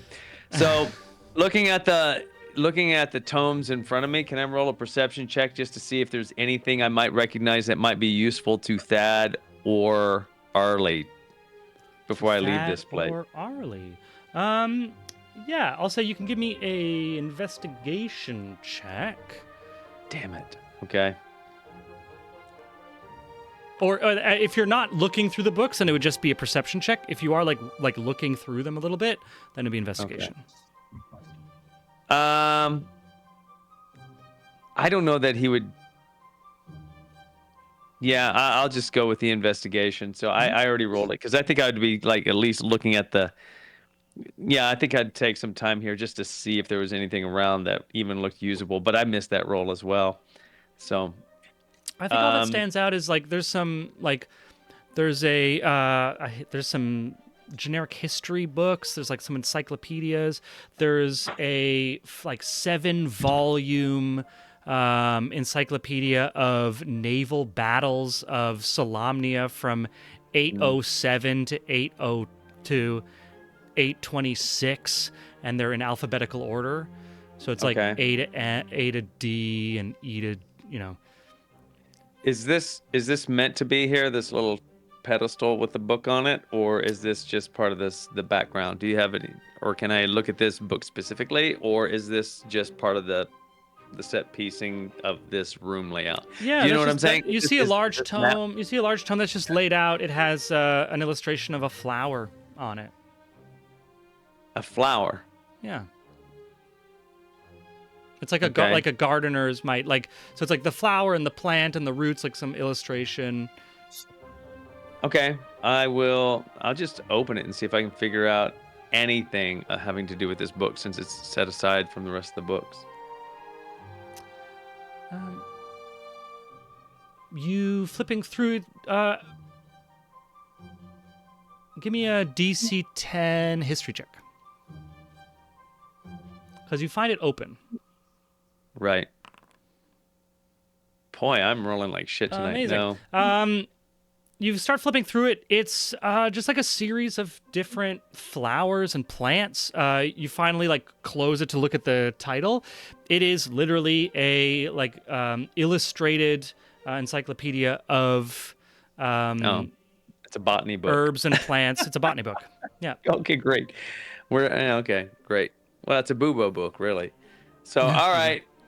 Okay, having done that, I'm gonna start walking out, and as I leave the room, I turn back to the cat and I say, "Last chance, buddy." Meow. Fuck. All right. Now, I guess I'll head out. Nice. And head back to the thing. And you head out, leaving the cat.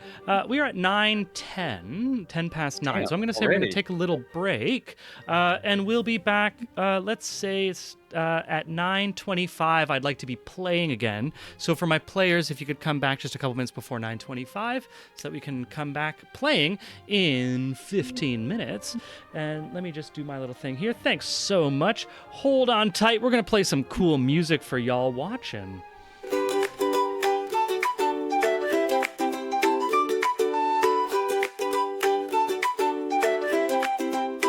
In Candlewick Manor, born to nobility, Ollie danced through life with frivolity. Parties and balls, a life so grand. Little did she know what fate had planned. Ollie, Ollie, the wandering Candlewick, chosen by Sybil in her destinies down the street from towers of paper to the open road, a reluctant cleric with powers bestowed.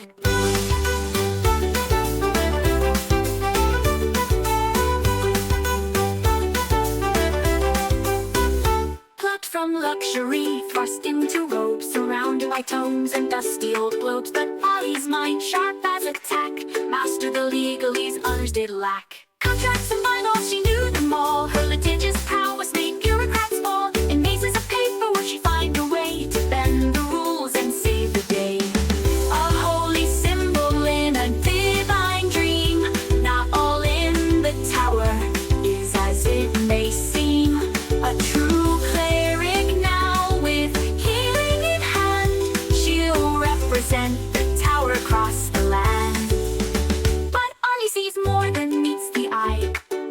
timelines at once, futures that fly. Past, present, future, all intertwined. Sometimes leaving the present behind. But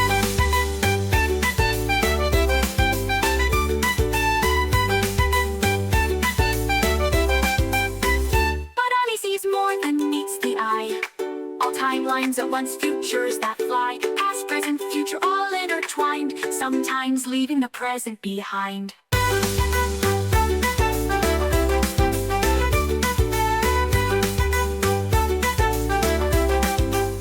Library cat, shrouded in mystery, follows Audie through every history. With glowing eyes and silent paws, it guards her path without pause. Ollie, the wandering candlewick, chosen by Sybil in her destiny's now. Mystic from towers of paper to the open road, a reluctant cleric with powers bestowed. Cut from luxury thrust into robes, surrounded by tomes and dusty old globes. But Ollie's mind sharp as a tack, mastered the legalese others did lack.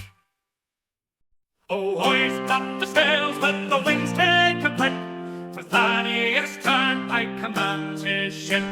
For road on the waves, a sailor so bold, with magical powers and a heart of gold. Behold, Thaddeus sailed the endless sea, with little Boo-Boo as wise as can be.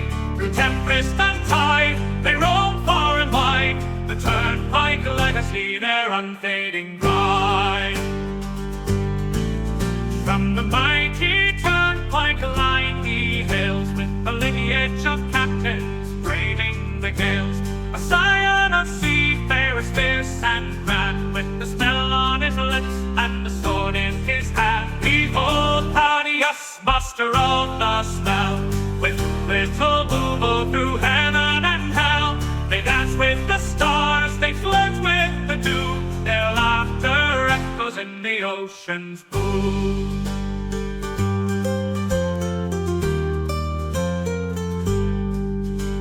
An owl for his mate, little Boo-Boo's his name. Together they soar in fortune and fame. With little Boo-Boo, his talents wrapped in light, they summon the winds and the stars to their fight. A curse of great power, a gift or a bane, Thaddeus wields it with little to fame.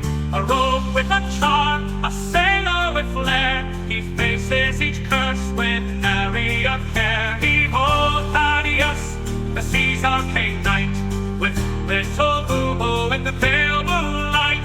Through whispers of magic and the salt-laden air, the Turnpike adventure none can compare.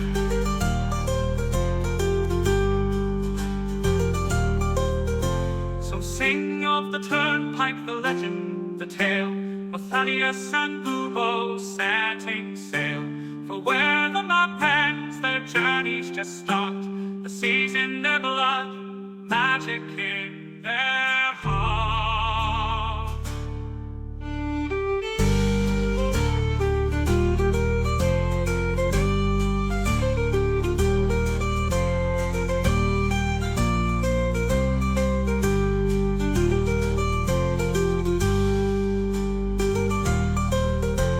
So sing of that Turnpike, the legend, the tale, of Thaddeus and Boo-Boo setting sail. For where the map ends, their journey's just start. The sea's in their blood, magic in their heart.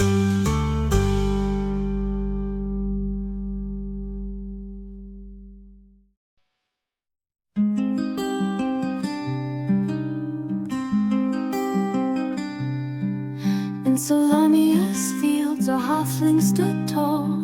Sea gray eyes, a fighter's call. With Fiona's love and Angus' smile, his world was bright for a little while.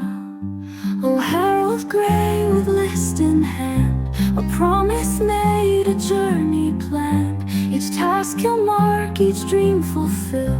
For those he's lost, his heart beats still. From Zakar streets to golden fields, their family loved the greatest shield. They dreamed of wonders near and far, and on a list beneath the stars. Oh, Harold Gray with list in hand, a promise made, a journey planned. Each task he'll mark, each dream fulfill. For those he's lost, his heart beats still.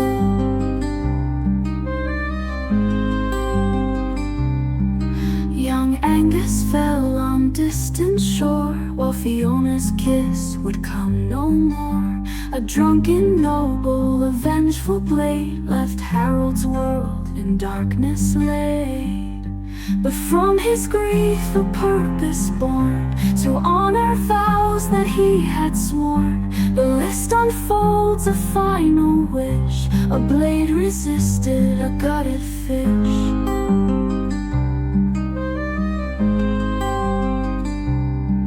Now Harold roams through joy and strife, to live for three in one short life.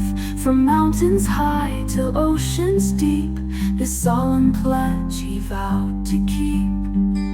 With boulder hat and iron will, he faces each task with hard-won skill. For every deed he sees it through, he feels their love forever true.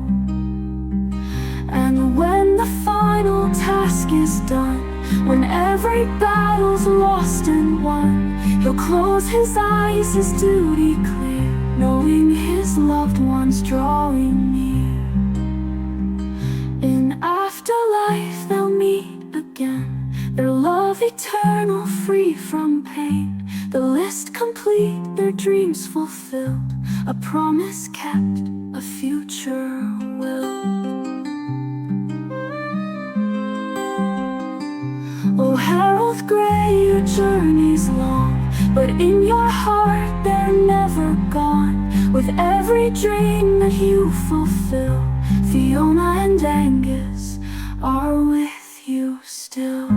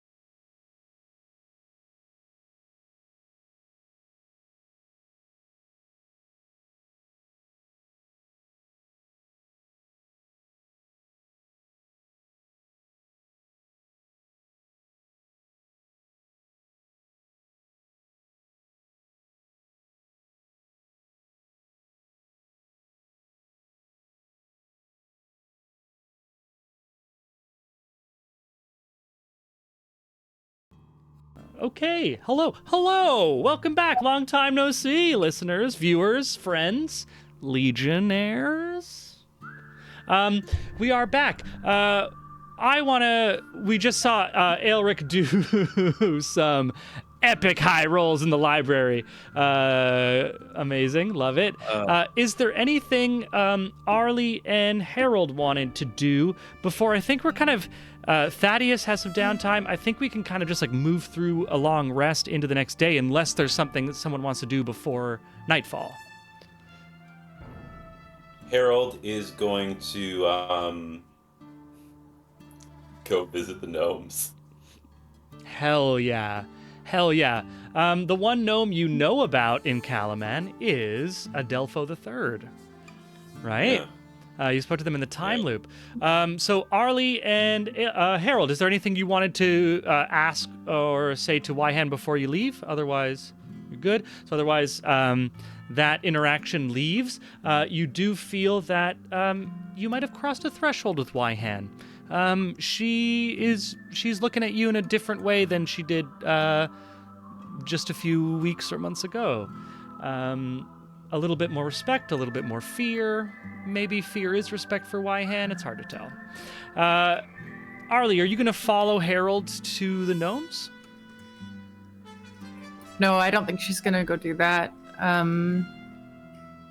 don't know. I think she's gonna go to the library. Her library. I don't know. She's like, Yeah. I'm out of my depth. Need Amazing. to read a book about it.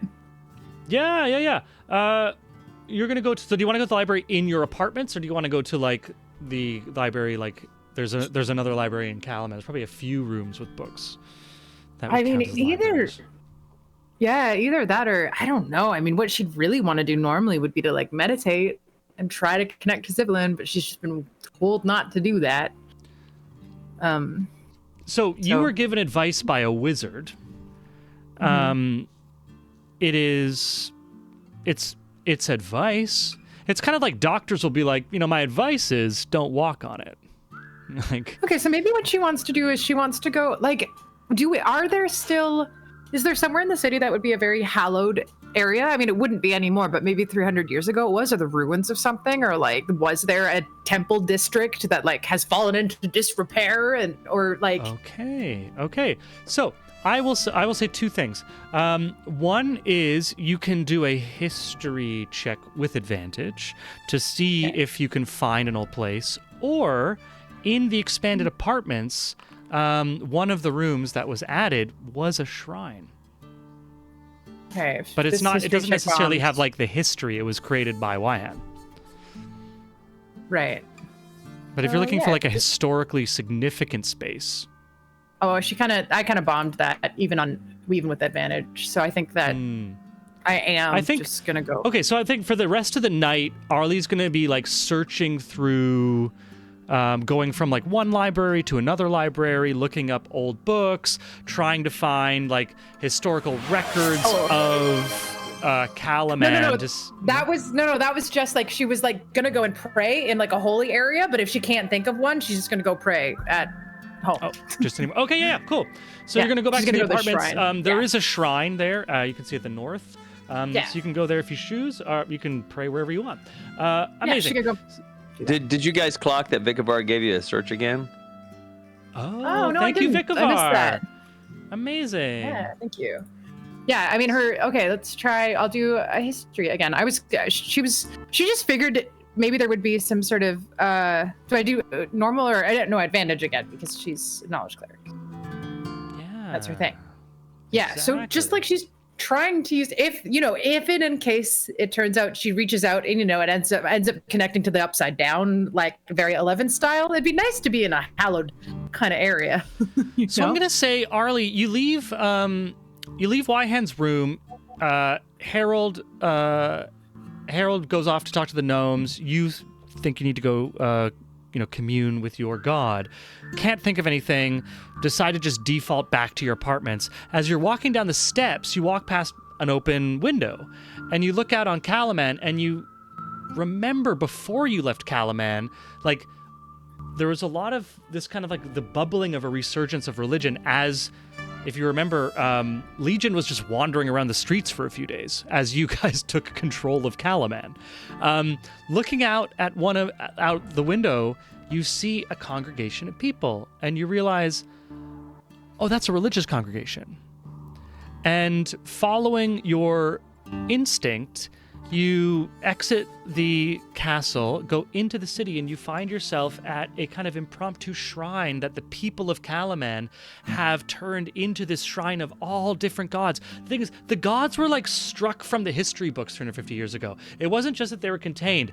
It was kind of like in England, when they got rid of the Catholic Church, they went around and destroyed churches and just like desecrated churches because they're like, screw this religion.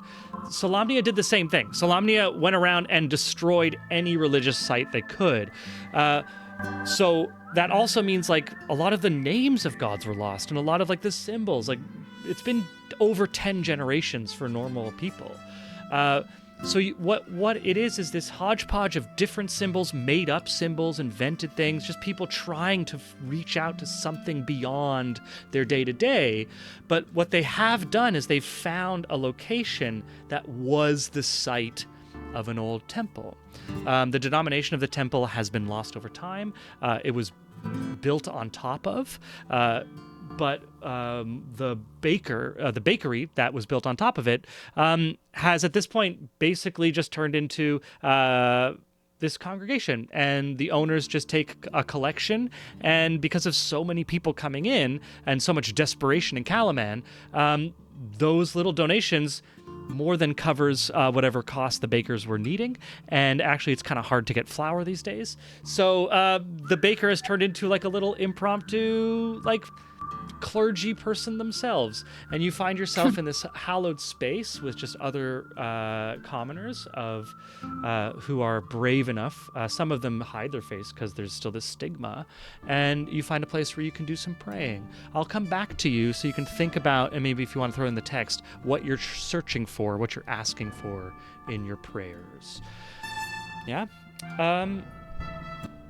And also, I'll say, Aelric, if you want to just give me in the chat what you're doing in terms of like what you're aiming to create in the Forge, and we'll come back to you with that. Harold, how do you find Adelpho?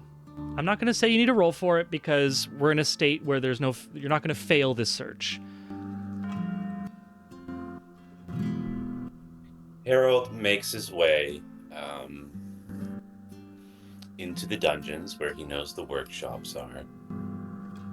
Not really dungeons anymore. And he passes the cells that hold Lord Baccharis. Held Lord Baccharis. And is in them. Pauses for a moment before continuing. Give me a and on perception quiet. check.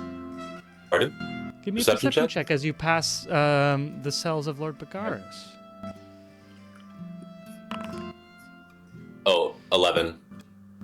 With an 11, you see a figure sleeping in a corner of a cell that doesn't even have a bed. It's just like a figure wrapped up in whatever. You can't even see. You can like see one foot, but it's just like this collection of rags. It's cold, stone, damp. Seems to be sleeping as you pass by, but someone's still in there. I go closer. You go closer. There's no movement. I clear my throat.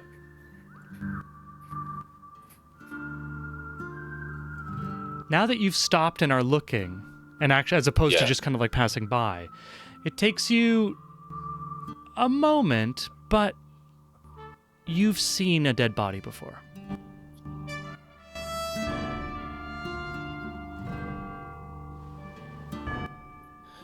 Are there guards nearby? There was a guard at the top of the stairs to the dungeons, but as you say, like, it's barely used as a dungeon anymore. It's mostly workshops. And there's only one prisoner who was last you said no. But yeah, you're looking at the dead human foot from that is underneath all of those rags?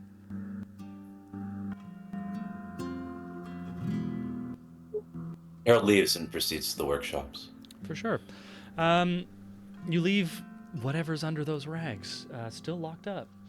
And as you get closer to the workshop, the sounds and actually first it's the smell that hits you. There's sulfur and acidic, there's burning, all the telltale marks of a gnomish workshop. And as you come in, the door is ajar.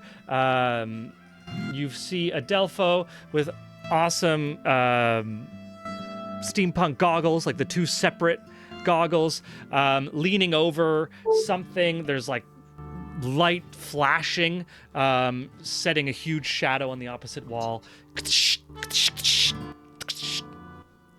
Harold takes advantage of the noise and the effect that the goggles have on Adelpho's peripheral vision.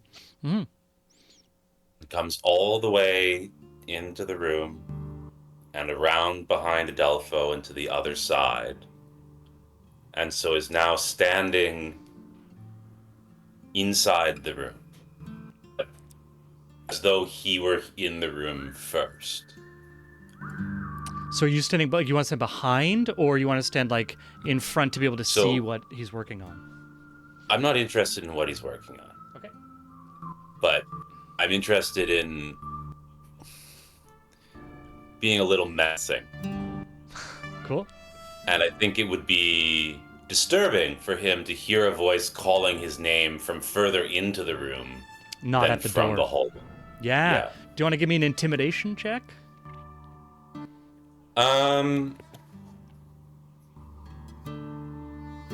Yeah. Fuck, nat 20. How would you like to appear to Adelpho? Adelpho finishes what he's doing and puts his goggles on his forehead, and he has the the sooty rings around his eyes. Exactly. Yeah. Wipes his hands on himself and looks at what he was working. He's like, bene, bene. And he turns around to put it on a shelf and stops as he sees the halfling in the room. Amazing. Whatever small, intricate, tiny mechanical piece of kitsch that he's been working on falls from his hands, clatters onto the hard stone, and explodes into 1,000 pieces. He's just frozen.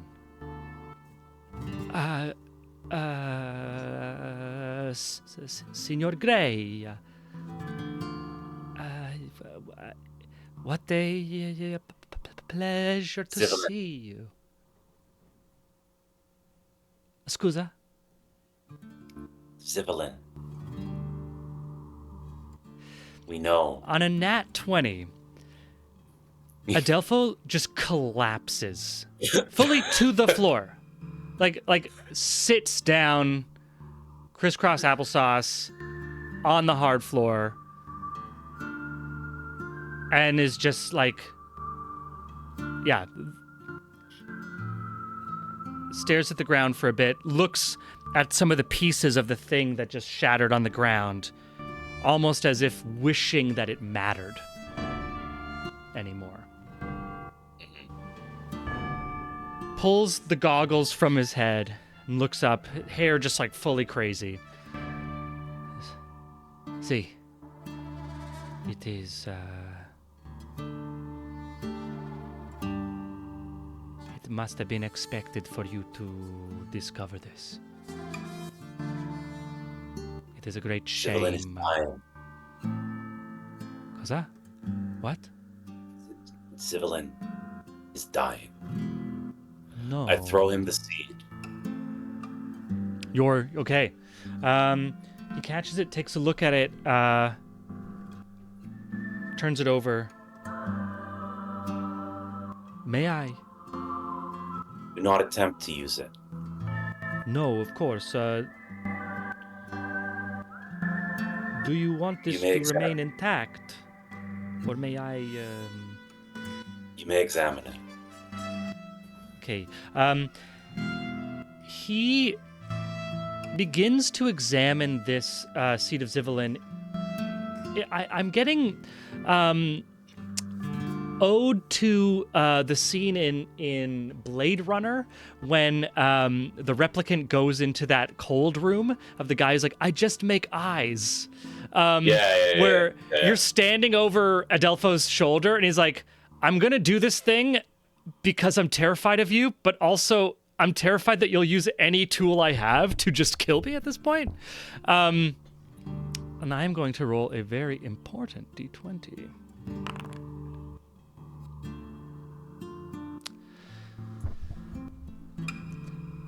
Adelpho puts it in a vial, puts some solution in the vial, heats it up. There's a series of tests. It goes from station to station to station.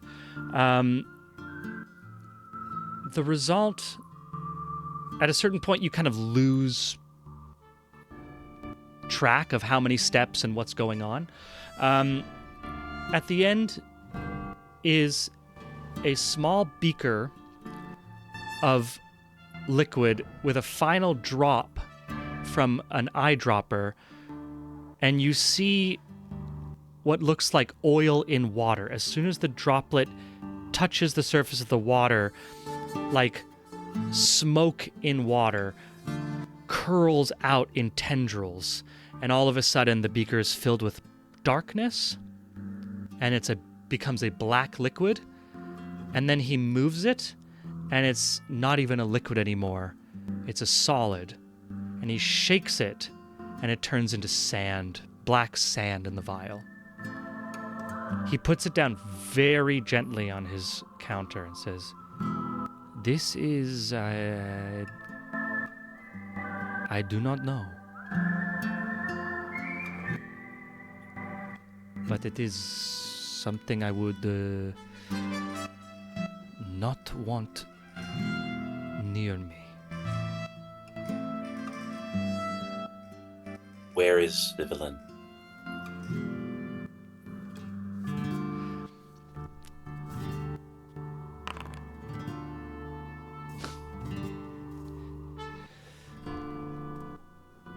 This is a difficult question, you see, because the gods, they exist in a state outside of a space and time. You see, therefore, goes into a chalkboard. You see, for us, we exist in a specific point in a space and time like this, in a map, if I were to draw. But you see, the god, they exist much grander. He's explaining because of his deep intimidation of you right now, he is trying to tell you the closest thing to the detailed truth he can, which is like asking a physicist how a rocket goes up, and he's starting with first principles. Did your people bind Zivelin, or did Zivelin go willingly? No, we did not bind. There is no binding, no grabbing. This is you misunderstand. You see, Zivelin, it is like they call it the world tree. See, no. Where does the tree grow in this realm? The biggest tree of Zivelin was in the Sylvanestri forest. But there was a cutting. There was a cutting, a gift from the elves of the Sylvanestri that is held in the city of Salamnia, in the capital. I assume it must still be there. And the forest burned. Would the tree have burned with it? Yes, it is just a tree.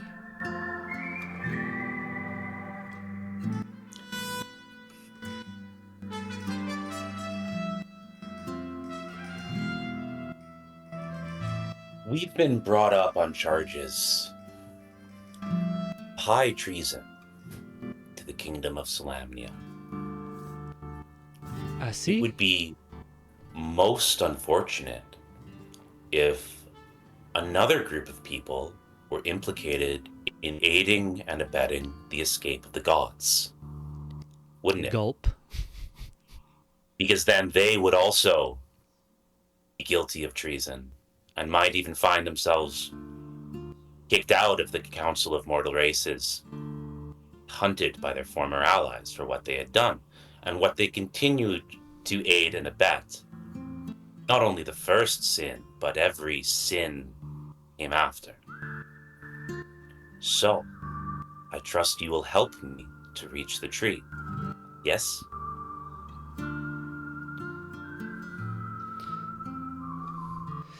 There is a very thoughtful. Okay, this is.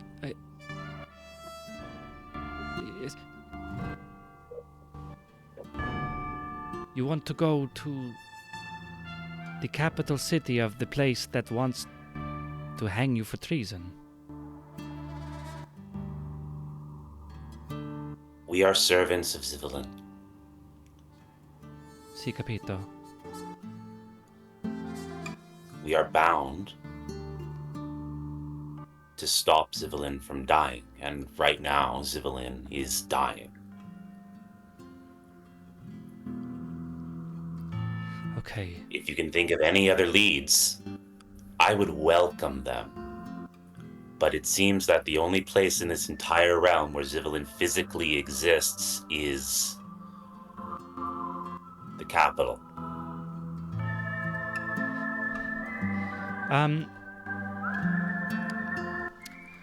Honoring your nat 20 on your intimidation.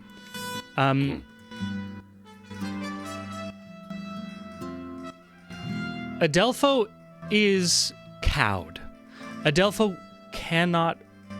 will not deny what your request is here. You basically have put him in this position of, like, whether through blackmail or whatever you want to call it, that he is now obligated to help you. But you can also our interests align. Yeah, I'm going to say you Right? can see, though, Adelpho has rolled in this interaction an 8, a 4, and an 8. Adelpho is absolutely terrified and cannot think clearly right now. And so is kind of like wants to help but doesn't know what to do. Harold's gonna stop for a second. Sleep on it. Tomorrow, you'll join us for breakfast, yes? Of course, yes, of course. I shall see you for breakfast after I do sleeping. Good. I'm glad that we share an interest. And Harold leaves. On his way out, he goes to the guard at the top of the stairs and says, "You should bury the body in the cell. It's not right to leave it like that." The guard takes a look at you, and like at first it's a halfling, easily to be dismissed, but there's a mark of recognition. You're in Calaman. You are one of the heroes you recently like. You're an important figure, and a dismissive statement is reassessed before opening their mouth. They say, "What's on orders from Lady Captain Salome?"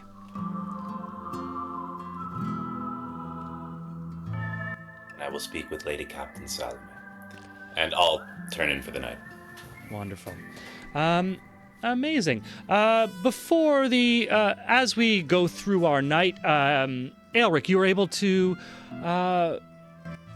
bend down your original scimitar, coming up with some small, intricate little metal figurines reminiscent of the same figurines that were a version of you made in another world. Very cool. Arlie, what is it that you are looking when you were doing your meditation, reaching out to your god? What were you searching for? What were you trying to do there? Okay, so in this space, I want to see if there are any, like, I assume, like most temple districts of yore, that there might be a gift shop. Because this is not an established temple to have a gift shop. This is established enough. This temple is established enough to have forced the bakery that was built on top of the foundation to shut down. But so at this point, the bakery has it. I just thought the baker might have been like, well, I can't sell bread, so I might as well sell knickknacks. oh no, the baker God-related just knickknacks. like the baker's like the baker has realized that it's bad form, or for whatever reason, the baker doesn't charge entry fees, but the baker Okay. does ask for donations. Okay. So yeah, what I picture is just that the space is just full of like just kind of like a kindergarten level of like god chaos. Yeah. So Arlie is gonna look for any sort of like token for the god Chislev, which is Zivalin's lover goddess. Oh, okay. Give me And Wait, for let real? me do- yeah.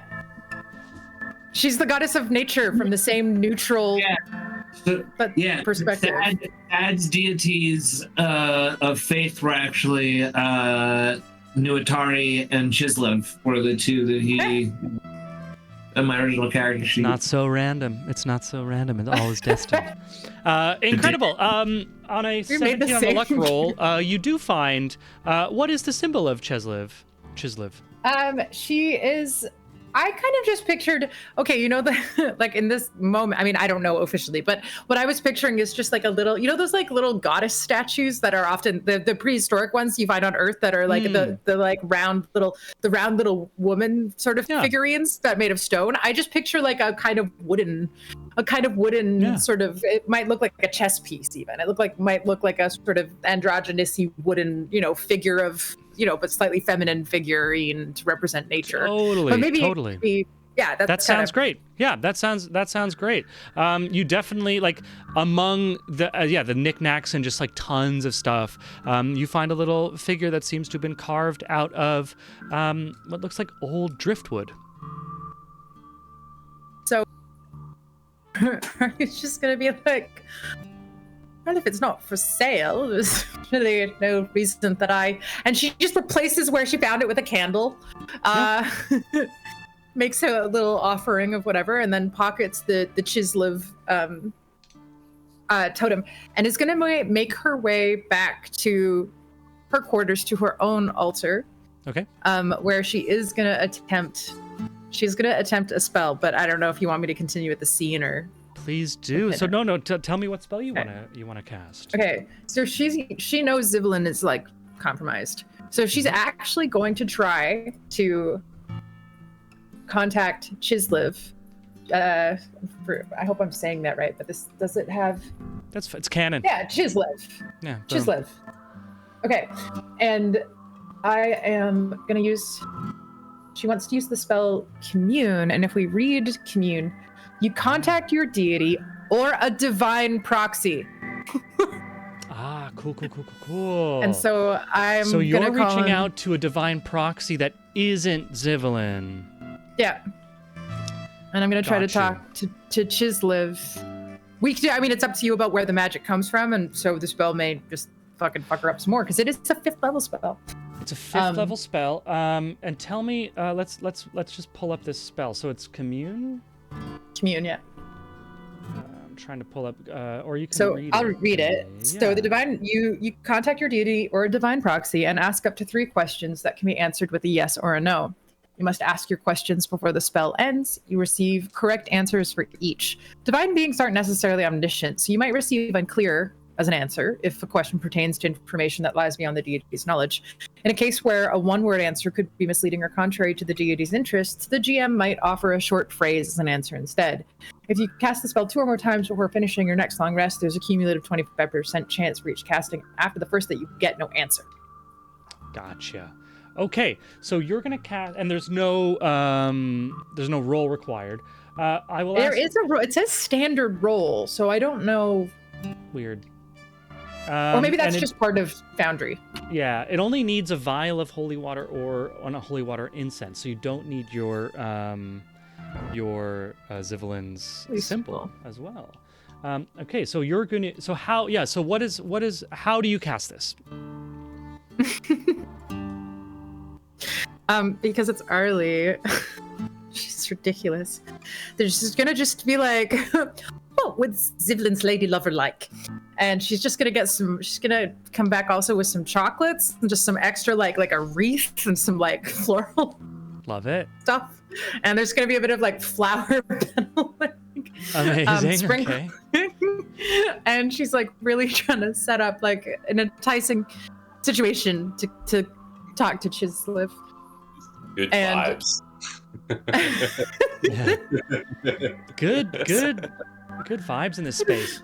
Amazing. So you're not using a Zivalin symbol, and you are reaching out to another god, not to Zivalin. Okay, so spend your spell slot and ask your questions.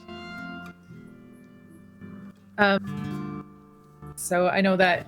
I mean, I wasn't there. I didn't hear all that stuff about the Sylvanestry Forest. So she is going to just be like, "Dearest Chislev, I am quite the cleric of your consort, and I would like to help Zivalin. So, where should I go? Where should I go to rescue Zivalin?" That's the first question. Where should I go?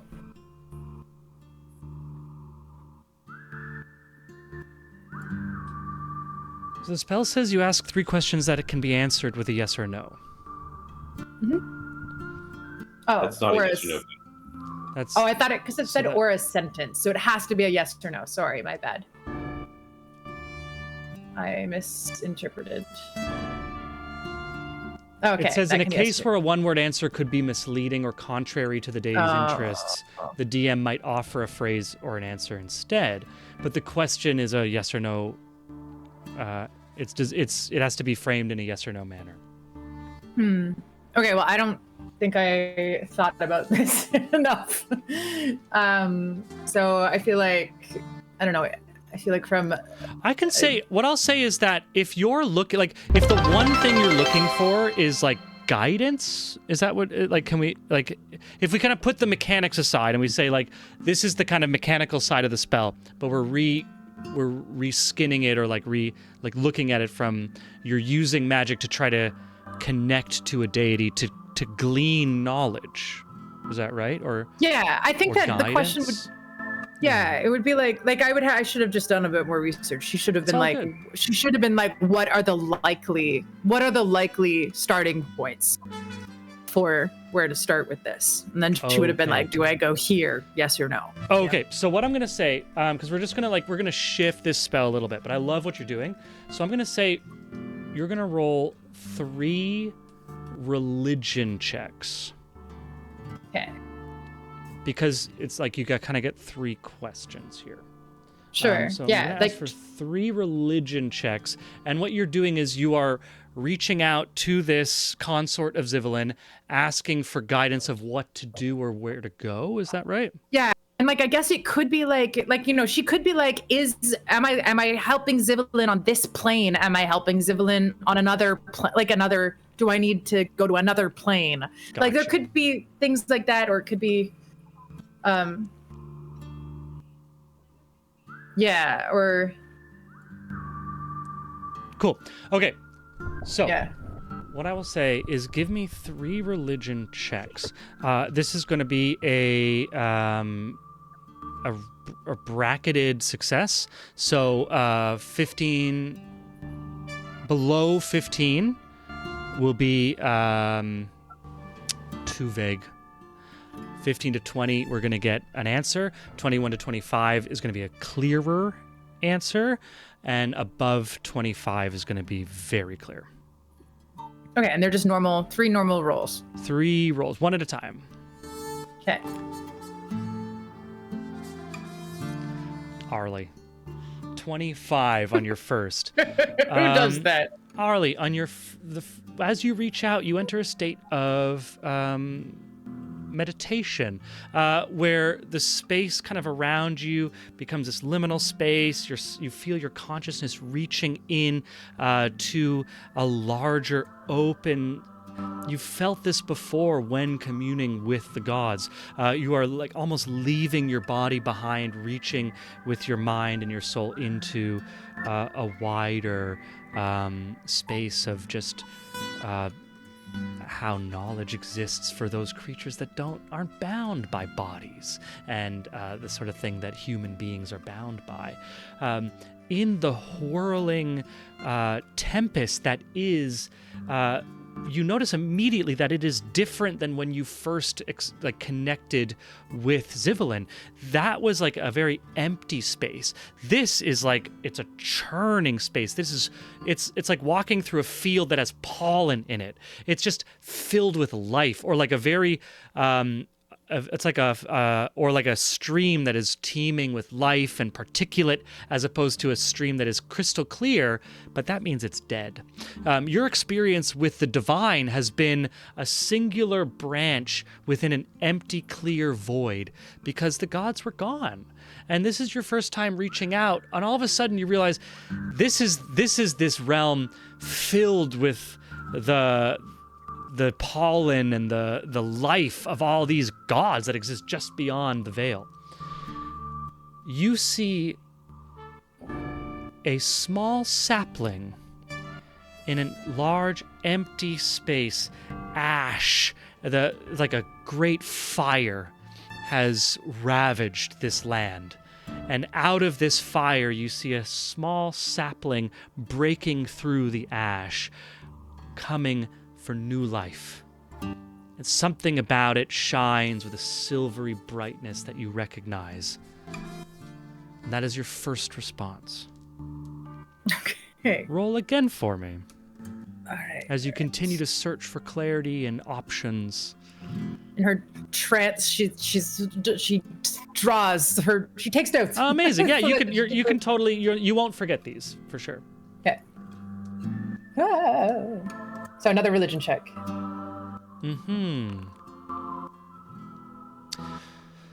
Oof. From this very clear post-forest fire landscape, you reach out to try to get more clarity. You see, yes, this looks like Zivelin. This has that power, that color that can shine through an inanimate object that is through this little sapling. And you look up to orient yourself. Where am I in the world? And the clouds come in, and there's rain and snow, all of the different seasons, and you become lost. All of a sudden, now you're under the water, and then there's animals in the dark around you. It's not like it's not necessarily scary or foreboding in the way that like an evil god might be looking for you, but it is discombobulating. You don't know where you are. There is a lack of clarity of images. It's just too much. Give me a final roll. Well, despite feeling slightly nauseous, we press on. Another 25. Okay. Incredible. With another 25, you kind of redouble your focus and try to find your way through this maelstrom of chaos. And you find a point that you're able to focus on. That point becomes a glint. That glint becomes a reflection. That reflection is off of a piece of metal. That metal is a hard section of staff that has been wrapped in old trunks that have grown around it. It's just like as if a staff has been broken into pieces, and this is just one piece that has been left. If you've ever seen like a tree grow over a fence, right? This is just this piece of metal that has been grown around, and you see there is an equal power in the old roots that you recognize, a resonance, and there is a new power that is not celestial, but has an equal sharpness and weight. Something extremely powerful.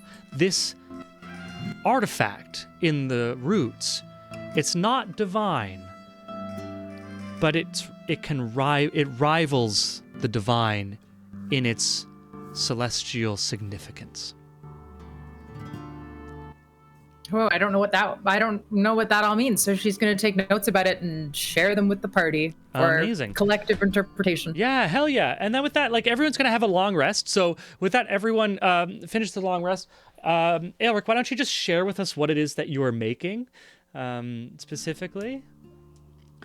So the first thing that he's trying to do is he's trying to work the metal of his off the blade, and he's remembering, but he's also fumbling, and he's finding that his hands aren't quite as dexterous as what he had before. But he's twisting and bending and heating and kind of like by hook or by crook, creating this single piece of both kind of stretched but also woven like long strands of metal that create a dragon basically up on its ready stance, ready to fight.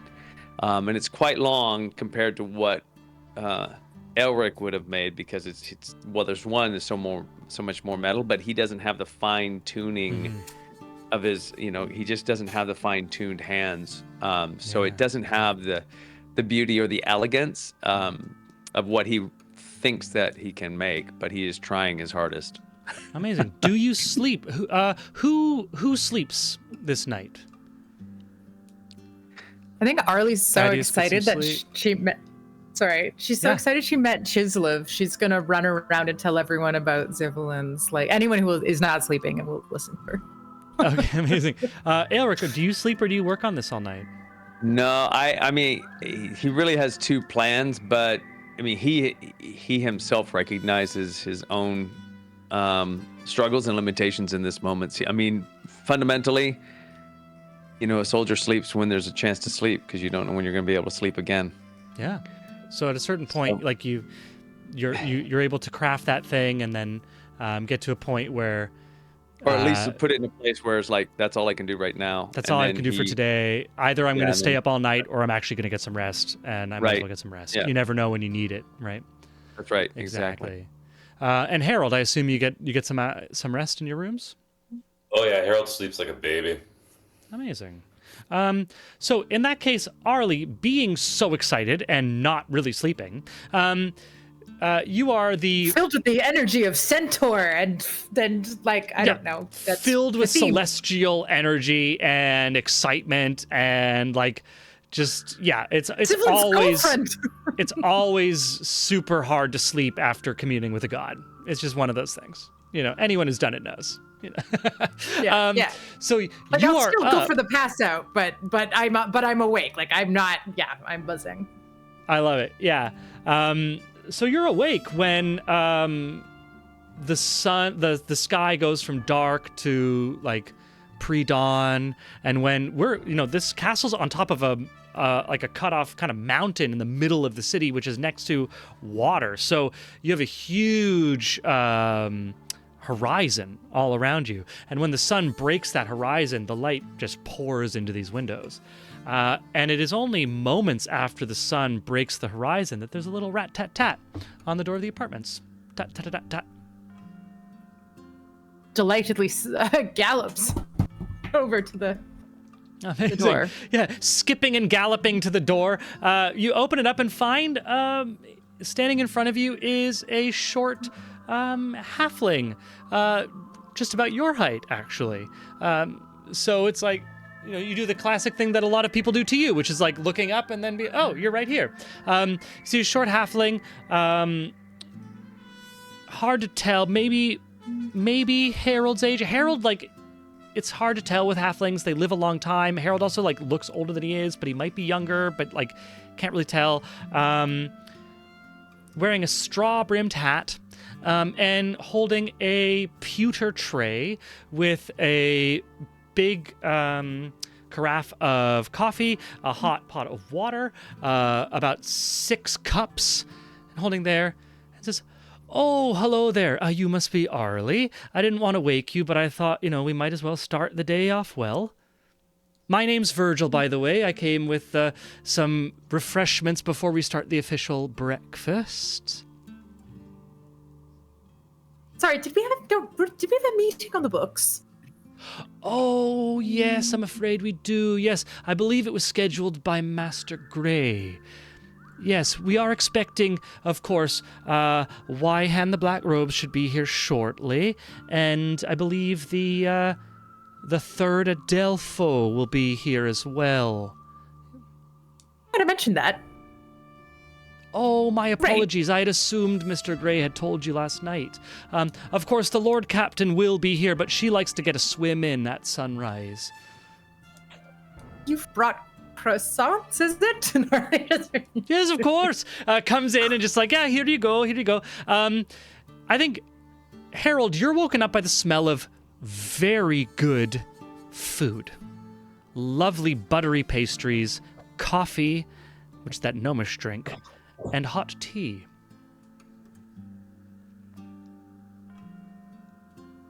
Harold, assuming that it's Adelpho that's come to the door, sort of quickly prestidigitates. Amazing. Yeah, everyone... That's called a wizard's shower, by the way. A wizard shower, yeah. And, throws on his jerkin and his pants and comes out of his room to see a halfling. Yeah. Aelric and Thad, you also wake up to this very strong smell and little clinking of, polite cups. Basically, I'm asking, is everyone going to enter at the same time, or are you going to, you can come in as you wake up if you'd like? How much of my spellbook and memorization did I manage to get done with the whole time that I took yesterday on it?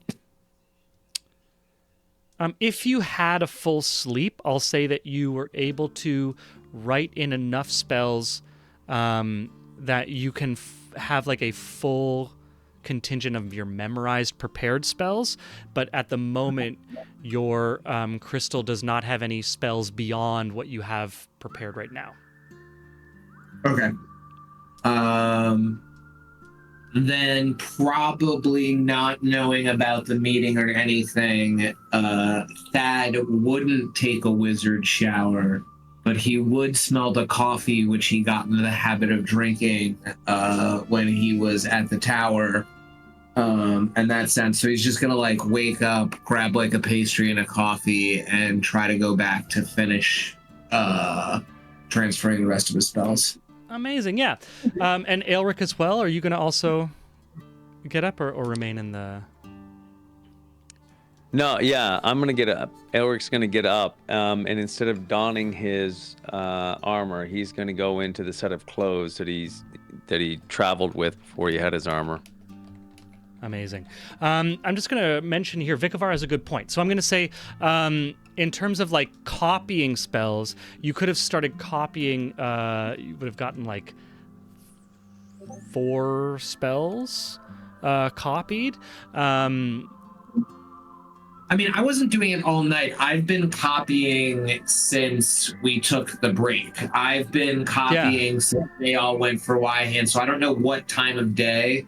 But I've just been, however many hours I've been copying, and I've definitely been getting the ink and stuff that I would need. Although, how does this work? Yes, this is a ink when I psychically put it into my crystal thing? So just to clarify for everyone, Thad was given a crystalline chronicle from Wyhan, which is an artifact. It acts as a spell book, and so you can retrieve and store information and spells at the same rate as reading and writing. So it does not require ink, but it will take the same amount of time.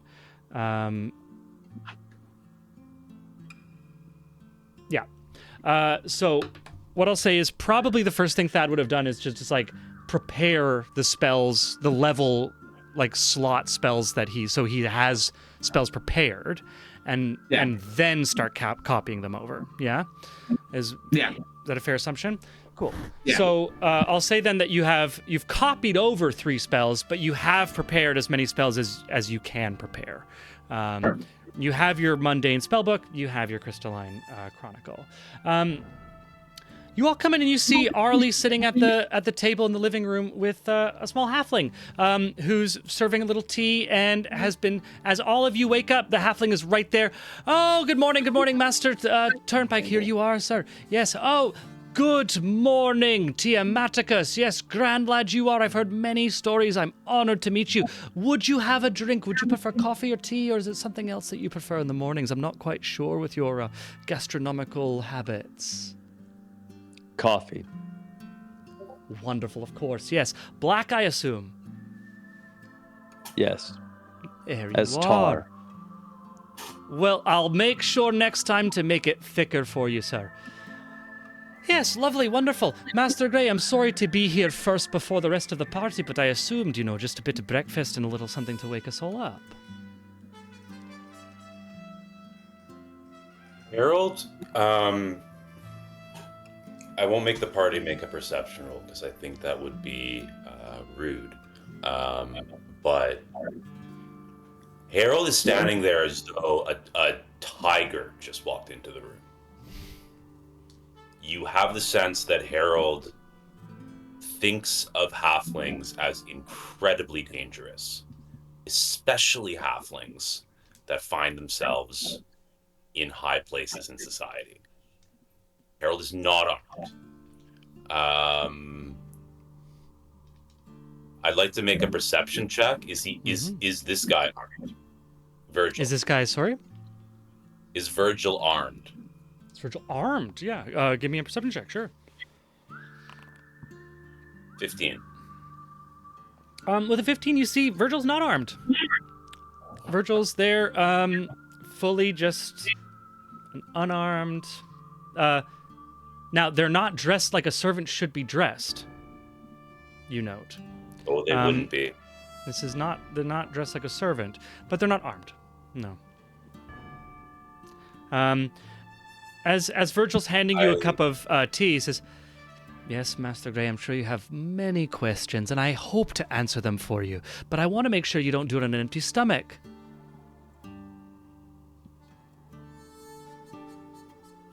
We break bread then. Gladly. That was my hope. There's a on the door. If you don't mind, I think that might be the rest of the guests. You Within keep yourselves halfling comfortable. culture- This is your space after all. Sorry? Within halfling culture, it's similar to the ancient Greek tradition where if you break bread with someone as a host, you are bound not to attack them. And as the guest, you are bound not to attack the host. Or you invite, the gods get really, really pissed off. Yeah. So you say we Very break bread. good choice words that Harold just used. Of Totally. we might finish eating and then you leave the room and then we kill each other. But for now, we're full. Yeah. I love it. So you make this very significant we break bread, and the meaning is not lost on Virgil's face, who takes it a little seriously and says, "Oh, Master Harold, we don't need to eat together to be friends." Wonderful. Oh, there's the door. And little Virgil scurries off to the door, opens it, comes back in tow. Wyhan, Adelpho, and Lord Captain Salome are all there. Wonderful. It looks like we're all here. I believe we have some chairs. Wyhan, I think you can conjure up a chair or two if we're short. Would anyone like coffee? Coffee, yes, Adelpho. I know how you like it.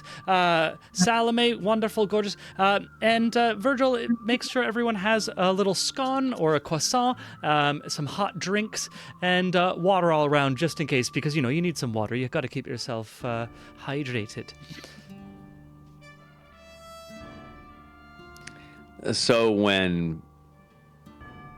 So Salome. Yeah. So everyone just walks into our main room area, That's so Yeah. weird, man. I mean, Arlie let them in. It's really Yes. like Arlie was awake and started on, man. breakfast. Perhaps I But should- there's a lot of. It's not like our private sleeping chambers though. Like we're in like an apartment. Yeah, it's an Like- apartment, It's a right? So this reception is like a public space. But it is your Harold, space. Harold pauses and says, I came back rather late last night. Adelpho and I had a very interesting conversation about the location where we could find Zivelin. He will Yeah, help us. I had the exact same conversation with Zivelin's girlfriend. I'm sorry, with the goddess. Shit. I'm really tired. I'm gonna have some coffee. Ah, yes. And let me know if anyone needs some refills. Yes, Adelpho. Anyone can give. Actually, I would like everyone to give me an insight check right now, as we're all waking up and having our coffees. It's gonna be a DC 13. Jeez, Arlie, 27. All right. Playing clerics because they're insightful. It's like what I always Arlie's say. like, I know it all. Okay. I love being good at 27. insight. Even maybe it's the coffee, but even Elric rolls a 17. Elric, feeling good, feeling strong. Thad with an 8, Satisfied. Harold with an 11. Amazing. So, Harold, you're still kind of thrown by another halfling in the space. And Thad, I think it's still like, it's been a long time since you've seen your sister. A lot's changed. Like, everything's, you also have like, it's like if you've been up all night studying physics, right? Your head is full of arcana still. And this like been dreaming in arcana. Juniper, you see this instantly. Aelric, you notice with the eyes of a soldier, which is always focused on status. While Virgil is handing out food like a servant, they are in command here. Okay. Okay. After Virgil hands out the last of the food, he makes a little cup for himself, pulls up a little chair, whoop up, feet dangling on the chair, grabs the saucer and says, Now, it looks like we all have a little something to come onto the same page about. Now, Adelpho, I believe you've already apologized for the actions of your people, but very naughty to keep Zivelin out of Legion and not tell anybody. Adelpho looks absolutely terrified, very clearly of Harold. After a little sip, Virgil says, Now, okay, before we begin, would anyone have any questions they'd been holding on to? Or information we might like to share? I see you were all busy yesterday. Elric steps up. We need to find a way to commune with the gods. Arlie needs to find an emissary for these gods. We need to have a talk. Which is why we're here, Master Tiamaticus. Exactly why we're here, to have such a talk. And I believe Arlie is more than capable of communing with the gods whenever she so chooses. Wait, immediate insight. Was this dude spying on me? Give me Or an did I insight just say shit out loud? check. What happened to my internal monologue? Give me an insight check. Damn it. Is he smart or am I an open book?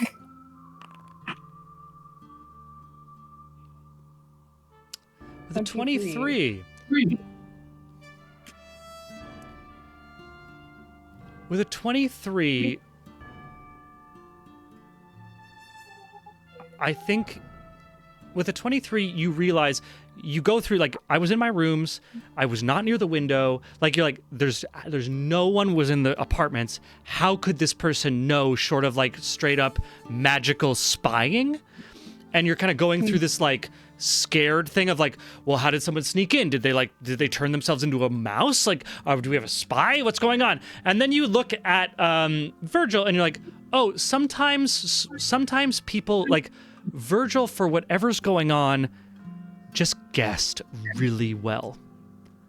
They know you're capable, but the fact that they say this, they don't know you did anything last night. They know that you could do it. And I think it's just like a guess. And as you look at Virgil, they look at you and you realize you've now played your hand and now they know you did it last night. Right. Well, I am a cleric. Right. Shove more Well. stones. Okay. Now, if you don't mind, Lord Commander Salome, if you don't mind, I think it might be good for us to all begin and just get started on a good, solid day. Is that right? Salome looks to all of you, lingering on Arlie, still clearly has an opinion of her that is not quite left the sour in her mouth, and nods to Virgil. Virgil turns back to all of you and says, right, well, lovely to meet you. My name's Virgil, and I have heard just so much about each and every one of you. I'm absolutely honored to meet you, and I must say, absolutely thrilled. Now, before any of you worry, Mr. Gray, I'm looking at you specifically. I am not an enemy of any of you, and yes, you could kill me quite easily if any of you chose. So, if you do choose to kill me, just please let me know in advance so I can make my last wishes known to my next of kin. That being said, I represent let's call it an association, shall we? We like to call ourselves the Veil. And with that, I'm going to end our session for tonight. Oh, shit.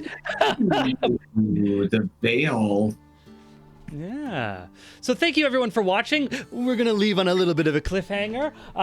Another awesome game. Thank you so much. If you haven't, why not subscribe? If you have an Amazon Prime account, you can subscribe for free. Just check that out. Also, you can check us out on Wednesdays. Eric is running a game called Behind the Veil. Does it have anything to do with what I just said? Who knows? We also have sporadically Baldur's Gate 3 games happening. Keep those notifications on because they pop up whenever you're not expecting them. So for now, I think this Wednesday we are returning with our Behind the Veil for last couple of episodes of Mission 5, I believe it is. And we'll be back next Monday with the whole crew, learning what's going on with Virgil, what's going on with everything, who knows. So what's the thing? Keep rolling them dice, I think. Keep rolling them dice. Dice. Bye.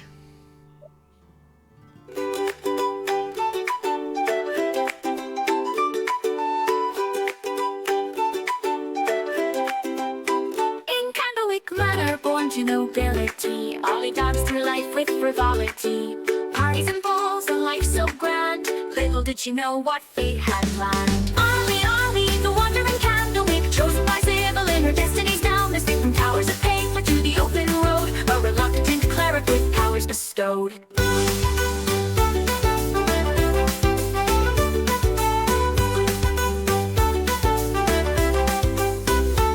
From luxury, thrust into robes, surrounded by tomes and dusty old globes. But Ollie's mind, sharp as a tack, mastered the legalese others did lack. Contracts and bylaws, she knew them all. Her litigious prowess made bureaucrats fall. In mazes of paper would she find a way to bend the rules and save the day. A holy symbol in a divine dream. Not all in the tower is as it may seem. A true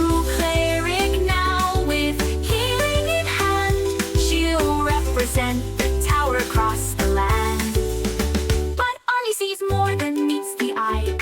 All timelines at once, futures that fly. Past, present, future, all intertwined. Sometimes leaving the present behind.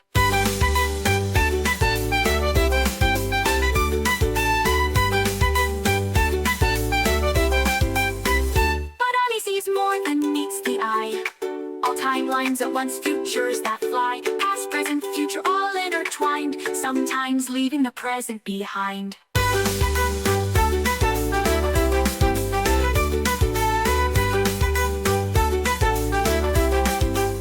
Library cat, shrouded in mystery, follows Ollie through every history. With glowing eyes and silent paws, it guards her path without pause. Ollie, Ollie, the wandering Candlewick, chosen by Sybil in her